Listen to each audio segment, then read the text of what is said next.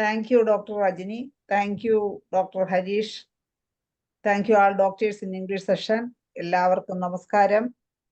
ഇന്ന് IFPHന്റെ ഇടതടവില്ലാതെ തുടർന്നു വരുന്ന വെബ് പരമ്പരയുടെ 1458 ദിവസം.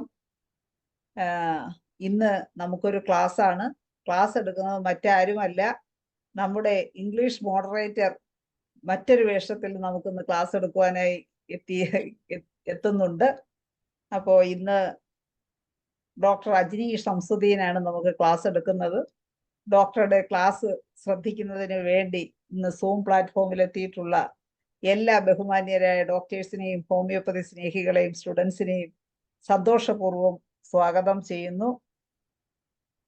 ഇന്നത്തെ ക്ലാസ് തുടങ്ങുന്നതിന് മുമ്പായി ഒരു നിമിഷം ഈശ്വര പ്രാർത്ഥന. നന്ദി. ഡോക്ടർ അജ്നി നമുക്ക് പല സൈക്കോളജിക്കൽ വിഷയവുമായി ബന്ധപ്പെട്ട പല ക്ലാസ്സുകളും നമുക്ക് എടുത്തു കഴിഞ്ഞു. ഇന്ന് ഒരു വ്യത്യസ്തമായ വിഷയമാണ്. എന്താണ്? ചിന്തിക്കൂ, സമ്പന്നനാവും. അപ്പൊ അത് കേട്ടപ്പോ ഞാനും വിചാരിച്ചു കുറച്ച് ചിന്തിക്കാം, 1 മണിക്കൂർ ഇരുന്ന് ചിന്തിക്കാം. കാരണം സമ്പന്നനാവാൻ ആഗ്രഹിക്കാത്ത ആരും ഇല്ലല്ലോ. അപ്പൊ ഒന്ന് അജിനി ഡോക്ടർ കൂടെ ഒപ്പം ഇന്നൊന്ന് ചിന്തിച്ചു നോക്കാം. ഓക്കെ, അതുകൊണ്ട് വ്യത്യസ്തമായ വിഷയത്തിൽ ക്ലാസ് എടുക്കുന്നതിനായി ഡോക്ടർ അജ്നി ഷംസുദ്ദീനെ ഞാൻ സ്നേഹപൂർവ്വം സ്വാഗതം ചെയ്യും. ഡോക്ടർ പറഞ്ഞ പോലെ വേഷങ്ങൾ ജന്മങ്ങൾ, വേഷം മാറും നിമിഷങ്ങൾ. അപ്പൊ കഴിഞ്ഞ നിമിഷത്തിൽ ഒരു ഹോസ്റ്റ് ആയിരുന്നിട്ട് ഈ നിമിഷത്തിൽ ഗസ്റ്റ് ആകുക ഞാന്. അപ്പൊ തിങ്ക് ആൻഡ് ഗ്രോ റിച്ച് എന്ന് പറയുന്ന, കാണാവോ? ഞാൻ ഈ പുറയിൽ ബാക്ക്ഗ്രൗണ്ട് ഉള്ളതുകൊണ്ട് കാണത്തില്ല തോന്നല്ലേ. തിങ്ക് ആൻഡ് ഗ്രോ റിച്ച് എന്ന് പറഞ്ഞ ബുക്കാണ്. ഞാൻ അത് വായിച്ചിട്ടാണ് പറയാൻ പോകുന്നത്.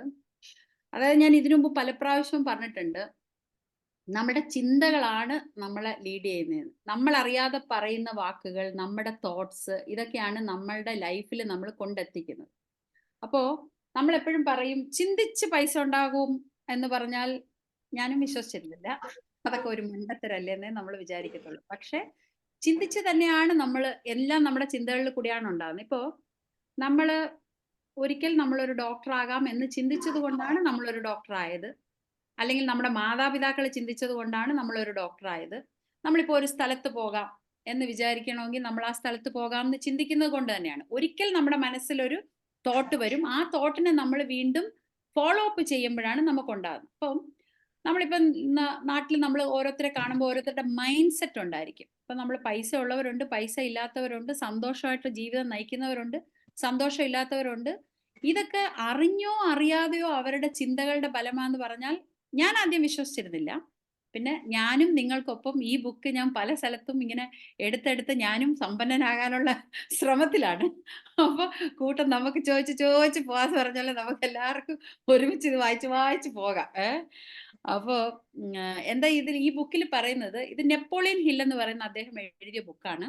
നെപ്പോളിയൻ ഹില്ല് ചുമ്മാ ഒരു ബുക്ക് എഴുതി വെച്ചതല്ല. നെപ്പോളിയൻ ഹില്ല് 20 വർഷം സമ്പന്നരായ 500-ൽ പരം സമ്പന്നരെ ഇന്റർവ്യൂ ചെയ്തിട്ട് എഴുതിയെടുത്ത ബുക്കാണ്. അപ്പം നമുക്കിത് വായിക്കുന്നതോ അല്ലെങ്കിൽ എനിക്കിതൊരു ക്ലാസ് എടുക്കുന്നതോ ഒന്നും ഒരു പാടല്ല. കാരണം അദ്ദേഹം കഷ്ടപ്പെട്ട് നടന്ന് ഇന്റർവ്യൂ ചെയ്ത് പിഴിഞ്ഞ് ചാറാക്കി ഗ്ലാസ്സിലാക്കി നമുക്ക് തരുന്നതാണ്. എന്നാലും ഇത് മില്യൺസ് കോപ്പി വിറ്റ ബുക്കാണെങ്കിലും നമ്മൾ പല ആൾക്കാർക്കും, എനിക്ക് ആദ്യമായിട്ട് ഇതിനെക്കുറിച്ച് കേട്ടപ്പം ഞാനത് കേട്ടിട്ടില്ലായിരുന്നു. അങ്ങനെ പിന്നെ വായിക്കാം. ഒരു 5 വർഷം 6 വർഷം മുമ്പൊക്കെ എനിക്ക് ഈ ബുക്കിനെ കുറിച്ച് അറിയത്തില്ലായിരുന്നു. അപ്പൊ അന്ന് എനിക്കൊരു തമാശയായിട്ടാ തോന്നിയത്, അങ്ങനെ ചിന്തിച്ചാ പൈസക്കാരാകുവോ എന്നുള്ളത്. അപ്പോ നമുക്ക് പൈസയെക്കുറിച്ച് പല തോട്ട്സ് ഉണ്ട്. നമ്മുടെ മനസ്സിൽ പല കാര്യങ്ങളും നമുക്ക് പറഞ്ഞു തന്നിട്ടുള്ളതും കേട്ടിട്ടുള്ളതും ഒക്കെ ആയിട്ട് നമ്മൾ ആരോട് ചോദിച്ചാലും നമ്മൾ പറയും അത്യാവശ്യം ജീവിക്കണം, അതിനുള്ള പൈസ മതി എന്ന്. അത് ഒരു യൂഷ്വൽ ആൾക്കാരോട് ചോദിച്ചാലും ആരോട് ചോദിച്ചാലും പറയുന്നതാണ് എത്ര പൈസ വേണം, അല്ലെങ്കിൽ പൈസക്കാരനാണ്. പൈസക്കാരനൊന്നും ആണ്ട, ആരെയും ആശ്രയിക്കേണ്ടി വരരുത്. അപ്പൊ നമുക്ക് അതേ ആഗ്രഹമുള്ളൂ. അതുകൊണ്ടാണ് നമുക്ക് ആരെയും ആശ്രയിക്കേണ്ടി വരാതെ ജീവിക്കുന്നത്. അത് സത്യമാണ്. പക്ഷെ അതിൽ കൂടുതൽ വേണമെന്ന് നമുക്കില്ല. ഇപ്പൊ ഞാനൊരു എക്സാമ്പിൾ പറയാം. നമുക്കൊരു ഓപ്പറേഷന് വേണ്ടിയിട്ട് ഒരു 1 lakh rupees കെട്ടിവെക്കണം. ഇന്ന ദിവസത്തിനുള്ളിൽ കെട്ടിവെക്കണം. അപ്പൊ ആ ഇന്ന ദിവസത്തിനുള്ളിൽ നമ്മൾ 1 lakh rupees ഉണ്ടാക്കിയെടുക്കും. അല്ലെങ്കിൽ 10 ലക്ഷമാണെങ്കിൽ 10 ലക്ഷം. നമ്മളിപ്പം സോഷ്യൽ മീഡിയയിലൊക്കെ കണ്ടിട്ടില്ലേ, കോടികൾ വരെയും വേണം എന്ന് പറഞ്ഞാൽ ഉണ്ടാക്കിയെടുക്കാനായിട്ട് സാധിക്കും. അപ്പോൾ അതല്ല നമുക്കിപ്പോൾ ഒരു ആവശ്യകതയും ഇല്ലെങ്കിൽ നമ്മൾ നമ്മുടെ ഡെയിലി നീഡ്സിനുള്ള പൈസ ഉണ്ടാക്കും. അപ്പൊ അങ്ങനെയാണ് നമ്മുടെ തോട്ട്സ് പോകുന്നത്. അപ്പൊ ഈ തിങ്ക് ആൻഡ് ഗ്രോ റിച്ച് എന്ന് പറയുന്ന ബുക്ക് ഈ നെപ്പോളിയൻ ഹില്ലിന് ആൻഡ്രോ കാർണിഗിനെ ഇന്റർവ്യൂ ചെയ്യാനായിട്ട് ഒരു അവസരം കിട്ടും. അതായത് ഈ എങ്ങനെയാണ് നിങ്ങൾ സമ്പത്ത് ഉണ്ടാക്കിയത്, എന്താണ് സമ്പത്തിന്റെ രഹസ്യം, ഇങ്ങനെയൊക്കെ ചോദിച്ച് ഒരു ഇന്റർവ്യൂവിന് പോയപ്പം ആൻഡ്രോ കാർണിഗിക്ക് തോന്നി നെപ്പോളിയൻ ഹില്ലിന് അതിനെക്കുറിച്ച് അറിയാനും പഠിക്കാനും ഒക്കെ ആയിട്ടുള്ള വിവരമുണ്ട് എന്ന് വിചാരിച്ചിട്ട് നെപ്പോളിയൻ ഹില്ലിനോട് പറയും, നിനക്ക് ഞാൻ 500 സമ്പന്നന്മാരെ ഇന്റർവ്യൂ ചെയ്യാനായിട്ട് കണക്ട് ചെയ്ത് തരാം, കോണ്ടാക്ട് തരാം, നിനക്ക് അവരെ പോയി ഇന്റർവ്യൂ ചെയ്യാൻ നീ സമ്മതമാണോ? പക്ഷേ ഒരു 20 വർഷത്തോളം എടുക്കും അത് കംപ്ലീറ്റ് ചെയ്യാൻ എന്ന് പറയും. എനിക്കാണ് അങ്ങനെ ഒരാൾ ഓഫർ ചെയ്ത് 20 വർഷമൊക്കെ എടുക്കുമെങ്കിൽ എനിക്ക് വേണ്ടാന്ന് പറയും. പക്ഷേ പുള്ളി അത് അപ്പം തന്നെ ഞാൻ ചെയ്യാം എന്ന് പറഞ്ഞ് ഏറ്റെടുക്കുകയും അത്രയും ആൾക്കാരെ ഇന്റർവ്യൂ ചെയ്യുകയും പിന്നെ 10-20,000 ജനങ്ങളിൽ ഓരോരോ കാര്യങ്ങൾ ചോദിച്ചു മനസ്സിലാക്കുകയും ചെയ്തിട്ട് എന്താണ് ഈ സമ്പന്നൻ ചിന്തിക്കുന്നത്, എങ്ങനെയാണ് സമ്പന്നന്റെ തോട്ട് എന്താണ്, അവരെങ്ങനെയാണ് പ്രവർത്തിക്കുന്നത് എന്ന് അദ്ദേഹം മനസ്സിലാക്കി എഴുതിയ ബുക്കാണ് തിങ്ക് ആൻഡ് ഗ്രോ റിച്ച്. ആരെങ്കിലും വായിച്ചിട്ടുണ്ടോ ഇത്? ഒന്ന് ഹാൻഡ് റൈസ് ചെയ്താൽ മതി ആരെങ്കിലും വായിച്ചിട്ടുണ്ടെങ്കിൽ. അപ്പോ അങ്ങനെ വന്നിട്ടുള്ള ബുക്കാണിത്. ഒരാളുണ്ട്. അങ്ങനെ വന്നിട്ടുള്ള ബുക്കാണിത്. അപ്പൊ അദ്ദേഹം അങ്ങനെ 20 വർഷം അതിൽ മെനക്കെട്ടിട്ട് എഴുതിയതാണ്. ഇന്നും വിറ്റുകൊണ്ടേയിരിക്കുകയാണ് ബുക്ക്, ഇന്നും അതിങ്ങനെ പോയിക്കൊണ്ടേയിരിക്കുകയാണ്. ഇതിനെ ബേസ് ചെയ്താണ് പല ആൾക്കാരും ക്ലാസ്സുകൾ എടുക്കുന്നതും മറ്റു കാര്യങ്ങളൊക്കെ കൊടുക്കുന്നതൊക്കെ ഇതിനെ ബേസ് ചെയ്തിട്ടാണ്. അപ്പോൾ ഇതിന്റെ ഫസ്റ്റ് ചാപ്റ്ററിൽ ഇത് 14 ചാപ്റ്റർ ഉണ്ട്. ഞാനിപ്പോൾ ഫസ്റ്റ് ചാപ്റ്ററിന്റെ തോട്ടിന്റെ പവറിനെ കുറിച്ച് പറയാം. ഞാൻ നമ്മളല്ലാത്ത ക്ലാസ് ഒക്കെ എടുത്തപ്പോഴും ഞാൻ തോട്ടിന്റെ പവറിനെ കുറിച്ച് പറഞ്ഞു. What you think you become. നമ്മൾ എന്താണോ ചിന്തിക്കുന്നത് അതായിത്തീരും. നിങ്ങൾ എന്താണോ നിങ്ങളുടെ മനസ്സിലുള്ളത് അതായിത്തീരും. അപ്പം നമ്മൾ ചിലപ്പോൾ ചില കാര്യങ്ങളൊക്കെ ആയിരിക്കും പറയുന്നത്, പക്ഷെ പിന്നെ ഞാൻ പറയും, അയ്യോ അന്ന് ഞാനത് വെറുതെ പറഞ്ഞതാ, പക്ഷെ അത് നടന്നു എന്ന് പറയും. നമ്മൾ നടക്കണമെന്ന് ഓർത്ത് പറയാത്തത് പോലും ഇമോഷനോട് കൂടിയുള്ള ഒരു തോട്ടാണ് നമുക്ക് വരുന്നതെങ്കിൽ, ചില ആൾക്കാർ പറയത്തില്ല, അന്ന് എൻ്റെ വീട് വിറ്റപ്പം ഞാൻ ഇതിൻ്റെ അപ്പുറം ഒരു വീട് ഇവിടെ വെക്കണം എന്ന് വിചാരിച്ചു, അത് നടന്നു. വർഷങ്ങൾ എടുക്കും, പക്ഷെ ആ തോട്ടിന് ഭയങ്കര പവറായിരുന്നു. ഇപ്പോ സിനിമാ നടൻ ദിലീപ് പറയത്തില്ലേ, ഞാൻ ഈ വീട്ടിന്റെ മുമ്പിൽ കൂടെ നടന്നു പോകുമ്പോൾ അദ്ദേഹം ഇപ്പൊ താമസിക്കുന്ന വീട് എന്റെ സ്വന്തം ആക്കണമെന്ന് ഞാൻ ആഗ്രഹിച്ചിട്ടുണ്ട്. അന്ന് ചെറിയ വീടും സംഭവങ്ങളൊക്കെ ആയിരുന്നപ്പോൾ ഞാനത് ആഗ്രഹിച്ചിട്ടുണ്ട്. ഡോക്ടറെ, ഒരു സൗണ്ട് കുറച്ച് കുറഞ്ഞ പോലെ തോന്നുന്നു കേട്ടോ. എനിക്കുള്ളോ അതെ എല്ലാവർക്കും അങ്ങനെയാണോന്ന് അറിയില്ല. സൗണ്ട് കുറച്ച് ഇപ്പൊ കുഴപ്പമില്ല. നോക്കട്ടെ. ഞാൻ സംസാരിക്കാം അപ്പത്തേക്ക്. എങ്ങനെയുണ്ട്? ഇപ്പൊ കറക്റ്റ് ആയി. ഓക്കെ. ചിലപ്പോ എന്റെ കൈ ഇവിടെ തട്ടിയായിരിക്കും. അദ്ദേഹം എന്താ പറയുന്നത്, എന്താ ഞാൻ പറഞ്ഞു തന്നത്? ഓക്കെ. അപ്പൊ നമ്മുടെ തോട്ട്സിന്റെ പവറിനെ കുറിച്ചിട്ടാണ് പറഞ്ഞത്. അപ്പൊ ദിലീപിന്റെ സ്റ്റോറിയാ പറഞ്ഞത്. അപ്പം അദ്ദേഹം പറയുന്നത്, ആ വീട്ടിന്റെ മുമ്പിൽ കൂടെ നോക്കുമ്പോൾ ഈ വീട് ഒരിക്കൽ ഞാൻ സ്വന്തമാക്കുമെന്ന് വിചാരിച്ചു. അപ്പൊ വിചാരിച്ചിട്ട് അങ്ങ് വിട്ടില്ല. അതങ്ങനെ വീണ്ടും അതിന്റെ മുമ്പിൽ കൂടെ നടക്കുമ്പോഴെല്ലാം അതൊരു ആഗ്രഹമായിട്ട് നിൽക്കുകയും അദ്ദേഹം ആ വീട് മേടിക്കുകയും അതിൽ താമസിക്കുകയും ചെയ്തു. അപ്പൊ എന്ന് പറഞ്ഞതുപോലെ ചില തോട്ട്സ് നമ്മുടെ മനസ്സിൽ വന്നാൽ അത് നമ്മളെ ഇങ്ങനെ അത് നടപ്പിലാക്കുന്നത് വരെ നമ്മളെ ഇങ്ങനെ ഹോണ്ട് ചെയ്തുകൊണ്ടേയിരിക്കും. അങ്ങനെ നമ്മളെ ഹോണ്ട് ചെയ്യുകയും ഒരു ഇമോഷനോട് കൂടി, ഇപ്പൊ നമ്മൾ ആ വീട് സ്വന്തമാക്കുമെന്ന് വിചാരിച്ചാൽ ആ വീട്ടിലുള്ള മനുഷ്യർ അവിടെ നിൽക്കുകയും കളിക്കുകയൊക്കെ ചെയ്യുന്നത് കണ്ടിട്ട് നമ്മൾ ഓർക്കുക, ഒരിക്കൽ ഞാനും എൻ്റെ കുടുംബവും ഇവിടെ ഇങ്ങനെ നിൽക്കും എന്നൊക്കെ നമ്മളിങ്ങനെ ഓർക്കുകയും അതിന് സ്ട്രെങ്ത് കൂടുകയും ചെയ്യുവാണെങ്കിൽ ഇത് നടക്കും. അപ്പോൾ ഈ ഫസ്റ്റ് ചാപ്റ്ററിൽ തന്നെ അദ്ദേഹം പറയുന്നത് ഒരു 3 സ്റ്റോറീസ് ആണ് പറയുന്നത്. അതായത് ആൻഡ്രോ കാർണിഗിയെ ഇന്റർവ്യൂ ചെയ്തത് നെപ്പോളിയൻ ഹില്ലാണ് ഈ തിങ്ക് ആൻഡ് ഗ്രോ റിച്ച് എന്ന് പറയുന്ന ബുക്ക് എഴുതിയത്. അതിൽ അദ്ദേഹം പറയുന്ന ഫസ്റ്റ് 2-3 സ്റ്റോറീസ് ആണ് അദ്ദേഹം പറയുന്നത്. പല ആൾക്കാരുടെയും അനുഭവങ്ങൾ അദ്ദേഹം ചോദിച്ചു മനസ്സിലാക്കിയ അനുഭവങ്ങൾ പറയാണ്. അപ്പൊ ഇതില് അദ്ദേഹം പറയുന്നത് എഡ്വിൻ സി ബാൺസ് എന്ന് പറയുന്ന ഒരാള് നമ്മുടെ തോമസ് ആൽവ എഡിസണിനെ പറ്റി എപ്പോഴും പത്രത്തിൽ വായിക്കും. ഇപ്പൊ നമ്മളാണെങ്കിലും പല ശാസ്ത്രജ്ഞന്മാർ അത് കണ്ടുപിടിച്ചു ഇത് കണ്ടുപിടിച്ചു എന്നൊക്കെ നമ്മൾ പത്രത്തിൽ വായിക്കാറുണ്ട്. അപ്പൊ ഈ എഡ്വിൻ സി ബാൺസ് ഇങ്ങനെ ഇരുന്ന് വായിച്ചുകൊണ്ടിരിക്കുമ്പോഴത്തേക്ക് അദ്ദേഹത്തിന് തോന്നും, എനിക്ക് ഈ തോമസ് ആൽവ എഡിസന്റെ പാർട്ട്ണർ ആകണം. അപ്പൊ പറയുമ്പോഴത്തേക്ക് ഇദ്ദേഹത്തിന് സത്യം പറഞ്ഞ തോമസ് ആൽവ എഡിസന്റെ ആ സ്റ്റേഷൻ വരെ പോകാനുള്ള ട്രെയിൻ ടിക്കറ്റ് എടുക്കാൻ പൈസ ഇല്ല. പിന്നെയും അദ്ദേഹം അതൊക്കെ വിടും, പോട്ടെ എന്നൊക്കെ പറഞ്ഞ് ഇങ്ങനെ ഇരിക്കും. പിന്നെയും കുറച്ച് ദിവസം കഴിയുമ്പോൾ പത്രത്തിൽ എന്തെങ്കിലും പിന്നെ തോമസ് ആൽവ എഡിസനെ പറ്റി വരും. അപ്പോൾ വീണ്ടും അദ്ദേഹത്തിന് പോകണം. അത് ചുമ്മാ അല്ല, അവിടെ പോയി പോകണമെന്നും കാണണമെന്നല്ല, അദ്ദേഹത്തിന്റെ പാർട്ട്ണർ ആകണം എന്നാണ് ഇദ്ദേഹത്തിന്റെ ആഗ്രഹം.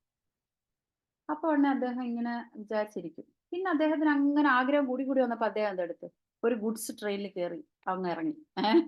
അവിടെ ഇറങ്ങി. അവിടെ ഇറങ്ങിയിട്ട് പോയി തോമസ് ആൽവ എഡിസണിനെ കണ്ടിട്ട് പറഞ്ഞു, എനിക്ക് പാർട്ട്ണർ ആകണം എന്ന് പറഞ്ഞു. അപ്പൊ ഒരു എന്താ പറഞ്ഞ ഒരു മെലിഞ്ഞ ഒരു ചെറുക്കൻ, ഒരു കഴിവില്ലാത്ത ഒരു ചെറുക്കനെ പോലെ തോന്നത്തുള്ളൂ, അങ്ങനത്തെ ഒരു ചെറുക്കൻ അവിടെ വന്ന് നിന്നിട്ട് എനിക്ക് നിങ്ങളുടെ പാർട്ട്ണർ ആകണം.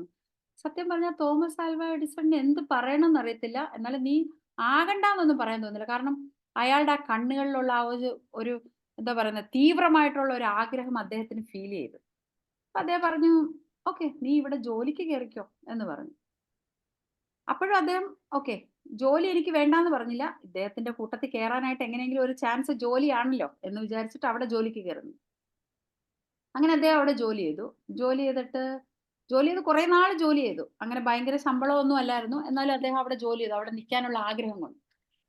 അപ്പൊ അങ്ങനെ ഇരിക്കുമ്പോഴത്തേക്ക് ഇദ്ദേഹം ഒരു എഡി ഫോൺ എന്ന് പറഞ്ഞിട്ട് ഒരു സംഭവം കണ്ടുപിടിച്ചപ്പോ അദ്ദേഹത്തിന്റെ കൂടെ വർക്ക് ചെയ്തവർ പറഞ്ഞു, ഓ ഇതൊന്നും ശരിയാകത്തില്ല, ഇത് മാർക്കറ്റ് ചെയ്യാൻ വലിയ പാടാ, ഇത് ഞങ്ങളെ കൊണ്ട് മാർക്കറ്റ് ചെയ്യാൻ പറ്റത്തില്ല എന്ന് പറഞ്ഞു. അപ്പൊ അദ്ദേഹം തോമസ് ആൽവ എഡിസണും കുറച്ച് വിഷമിച്ചോ, ഇതെങ്ങനെ മാർക്കറ്റ് ചെയ്തെടുക്കും. അങ്ങനെ ഒരു ഡിസ്കഷൻ നടന്നുകൊണ്ടിരിക്കുമ്പോൾ ഇദ്ദേഹം ഇങ്ങനെ കാത്തിരിക്കുവാണല്ലോ ഒരു അവസരത്തിന്. പെട്ടെന്ന് ഇദ്ദേഹം പോയിട്ട് എന്തെടുക്കും, ഞാൻ മാർക്കറ്റ് ചെയ്യാന്ന് പറയും. അപ്പൊ ഉടനെ അദ്ദേഹം പറയാം, ഓക്കെ, എന്നാ നീ മാർക്കറ്റ് ചെയ്യുന്നതിനൊക്കെ പറ്റുമെങ്കിൽ നീ ചെയ്യാൻ പറയും.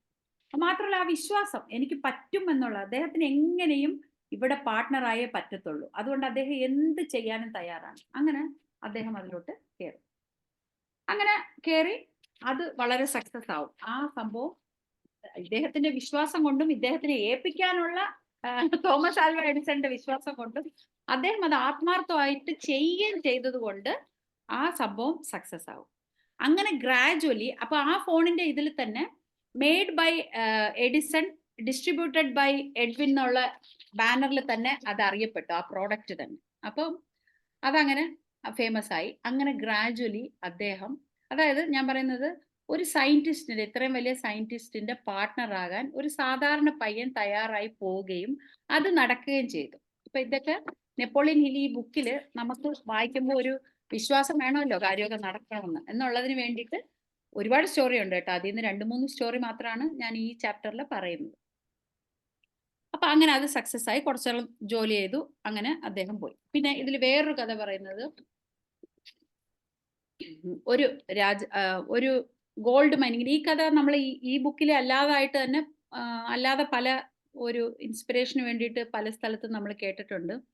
ഈ ഗോൾഡ് മൈൻ ചെയ്തെടുക്കുന്ന ഒരു ടീം ഒരു സ്ഥലത്ത് ഗോൾഡ് ഉണ്ടെന്ന് പറഞ്ഞിട്ട് അവിടെ ഭയങ്കരമായിട്ട് കുഴിച്ചു അവർ ഭയങ്കര മെഷീനറീസ് ഒക്കെ മേടിച്ച് ആ സ്ഥലം മേടിച്ച് കുറേ കുഴിച്ചു വന്ന് എന്തെടുക്കും, ഗോൾഡ് ഒന്നും കിട്ടത്തില്ല. അപ്പം കുഴിക്കുന്നതിനും ഈ മെഷീനറീസ് ഉപയോഗിക്കുന്നതിനും അവിടെ അത്രയും പേര് വർക്ക് ചെയ്യുന്നതിനൊക്കെ അവർ ഡെയിലി ബേസിസിൽ കുറേ പൈസ ചെലവാക്കുന്നുണ്ട്. അപ്പം നമ്മളാണെങ്കിലും അങ്ങനെയാണല്ലോ, ഒരു കച്ചവടം തുടങ്ങി അല്ലെങ്കിൽ ഒരു സ്ഥാപനം തുടങ്ങി കുറേ ദിവസമായിട്ട് അതിനൊരു വരുമാനവും നമുക്ക് കിട്ടുന്നില്ല. എന്നിപ്പോ ഒരു ക്ലിനിക്ക് തന്നെ തുടങ്ങിയ നമ്മൾ കുറച്ച് ദിവസമായിട്ട് ഇരിക്കുമ്പോൾ നമുക്ക് തോന്നും, ഓ ആരും വരുന്നില്ല. പക്ഷെ എങ്ങനെയും ഒരു ക്ലിനിക്കൊക്കെ സക്സസ് ആണെങ്കിൽ കുറേ അധികം നാളെടുക്കും എന്നുള്ളൊരു വിശ്വാസം നമുക്ക് അവിടെ ഇരിക്കുമ്പോൾ വരത്തില്ല. നമ്മൾ വല്ലവരും പറഞ്ഞു കൊടുക്കുമ്പോഴൊക്കെ വലിയ ഗമയെ പറയും കേട്ടോ. വേറെ ആരെങ്കിലും പറയാം പേഷ്യൻ്റ് ഇല്ല എന്ന് പറയണേ, നമ്മൾ വലിയ ഗമയെ പറയും, അതൊക്കെ അങ്ങനെയാ ഡോക്ടറെ, അങ്ങനെയാ പതുക്കെ വരുവുള്ളൂ എന്നൊക്കെ വലിയ ഗമ പറയും. അവനവനാണെങ്കിൽ നമ്മൾ പറയും പേഷ്യൻ്റ് ഒക്കെ കുറവാന്നേ എന്ന് പറയും. അപ്പൊ എന്ന് പറയുന്ന പോലെ തന്നെയാണ് ഇവർക്ക് ഇത്രയും ദിവസം കുഴിച്ചപ്പോൾ ഇവർക്ക് മതിയായി, ഇനി ഇവിടെ കിട്ടത്തൊന്നും പോകുന്നില്ല, വെറുതെ ജോലിക്കാർക്ക് ശമ്പളം കൊടുക്കാന്ന് വിചാരിച്ചിട്ട് അവരെന്തെടുക്കും, അവരത് ഇട്ടിട്ട് പോകുമ്പം ഈ വേറൊരാൾക്ക് ഈ സ്ഥലം വിൽക്കും. അപ്പം ഈ മെഷീനറീസ് ഒക്കെ എടുത്ത് അവർ വേറെ ആൾക്കാർക്ക് കൊടുക്കുകയും ചെയ്യും. അപ്പൊ ഇദ്ദേഹത്തിന് തോന്നും, എടാ എന്തോ ഇവിടെ ഉണ്ടെന്ന് പറഞ്ഞിട്ടാണല്ലോ കുഴിച്ചത് എന്ന് പറഞ്ഞിട്ട് നമുക്കൊന്ന് കുഴിച്ച് നോക്കിയാലേ എവിടെ എന്തുവാന്ന്. അപ്പൊ അദ്ദേഹത്തിന് ഒരു ഐഡിയ ഇല്ല. അപ്പൊ അദ്ദേഹം എന്തെടുക്കും, ഈ മൈനിങ് എഞ്ചിനീയേഴ്സിനെ കോണ്ടാക്ട് ചെയ്യും, കുഴിക്കുന്ന എഞ്ചിനീയേഴ്സിനെ കോണ്ടാക്ട് ചെയ്തിട്ട് അവരോട് ഓരോ ഒപ്പീനിയൻ ചോദിക്കും. അപ്പൊ അവരെന്തൊക്കെയോ നടത്തിയിട്ട് അവർ പറയും, ഇവർ കുഴിച്ചതിന്റെ ഒരു 3 അടിയും കൂടെ കുഴിച്ചാൽ സ്വർണം കിട്ടുമായിരുന്നു. അപ്പൊ 3 അടിയും കൂടെ താഴ്ത്തി കുഴിക്കാൻ പറഞ്ഞു. പിന്നെ വിറ്റ സ്ഥലമാണ്, അതുകൊണ്ട് പഴയ ആൾക്കാർക്ക് അവകാശമൊന്നുമില്ല. വിറ്റ ആൾക്കാർ അത്രയും കുഴിച്ചിട്ട് അവര് ഫുള്ള് ഡീപ്പായിട്ട് അങ്ങ് അറ്റം വരെ കുഴിച്ചിട്ട് ഒരു 3 അടിയും കൂടെ, മറ്റവര് ചുമ്മാ വല്ല ചിരട്ടയ്ക്ക് മാന്തിയാൽ പോലും കിട്ടും ആ രീതിയിൽ അവർക്ക് കിട്ടി. അപ്പോ ഇതിന്ന് നമ്മൾ എന്തോ മനസ്സിലാക്കേണ്ടതെന്ന് പറഞ്ഞാൽ നമ്മൾ പല കാര്യങ്ങൾക്കും നമ്മൾ ഒരുപാട് ശ്രമിച്ചിട്ട് നമുക്ക് ആ അറ്റത്തെത്തുമ്പോഴത്തേക്ക് നമുക്ക് മതിയാവും. അത് എനിക്ക് നിങ്ങൾക്ക് മനുഷ്യൻ എന്ന് പറഞ്ഞാൽ സത്യത്തിൽ ക്ഷമയില്ലാതെ സൃഷ്ടിച്ചിരിക്കുന്നവനാണെന്നൊക്കെ നമ്മൾ വേദത്തിലൊക്കെ പഠിക്കും എന്ന് പറയുന്നത് പോലെ. പക്ഷെ എന്നാ പോലും നമ്മൾ ഒരു ഇത് ഒന്ന് ഇട്ടിട്ട് പോകുന്നതിന് മുമ്പ് ഒരു ശ്രമം കൂടെ നമ്മൾ നടത്താൻ നമുക്ക് തോന്നത്തില്ല.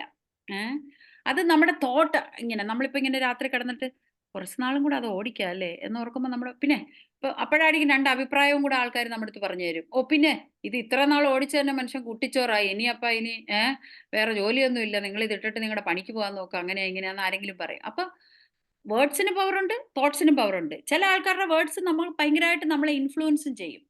ആ ഡോക്ടർ അങ്ങനെ പറഞ്ഞു, അപ്പൊ അത് അത്ര റെഡിയാകാൻ ചാൻസ് ഇല്ല, ഇങ്ങനെയെന്ന് പറയും നമ്മൾ. എന്ന് പറയുന്ന പോലെ തന്നെ ഇങ്ങനെയും കൂടെ കേട്ടപ്പോൾ അവരങ്ങ് ഇട്ടിട്ട് പോയി. പക്ഷെ ഒന്ന് ആലോചിച്ച് നോക്കിയാൽ 3 അടിയും കൂടെ താഴ്ത്തിയാൽ മതിയായിരുന്നു എന്ന് പറയുമ്പം ഈ മെഷീനറിയും സ്ഥലവും ഒക്കെ മേടിച്ചിട്ട് ഇട്ടിട്ട് പോയവരുടെ അവസ്ഥ ഒന്ന് ആലോചിച്ച് നോക്കിയേ.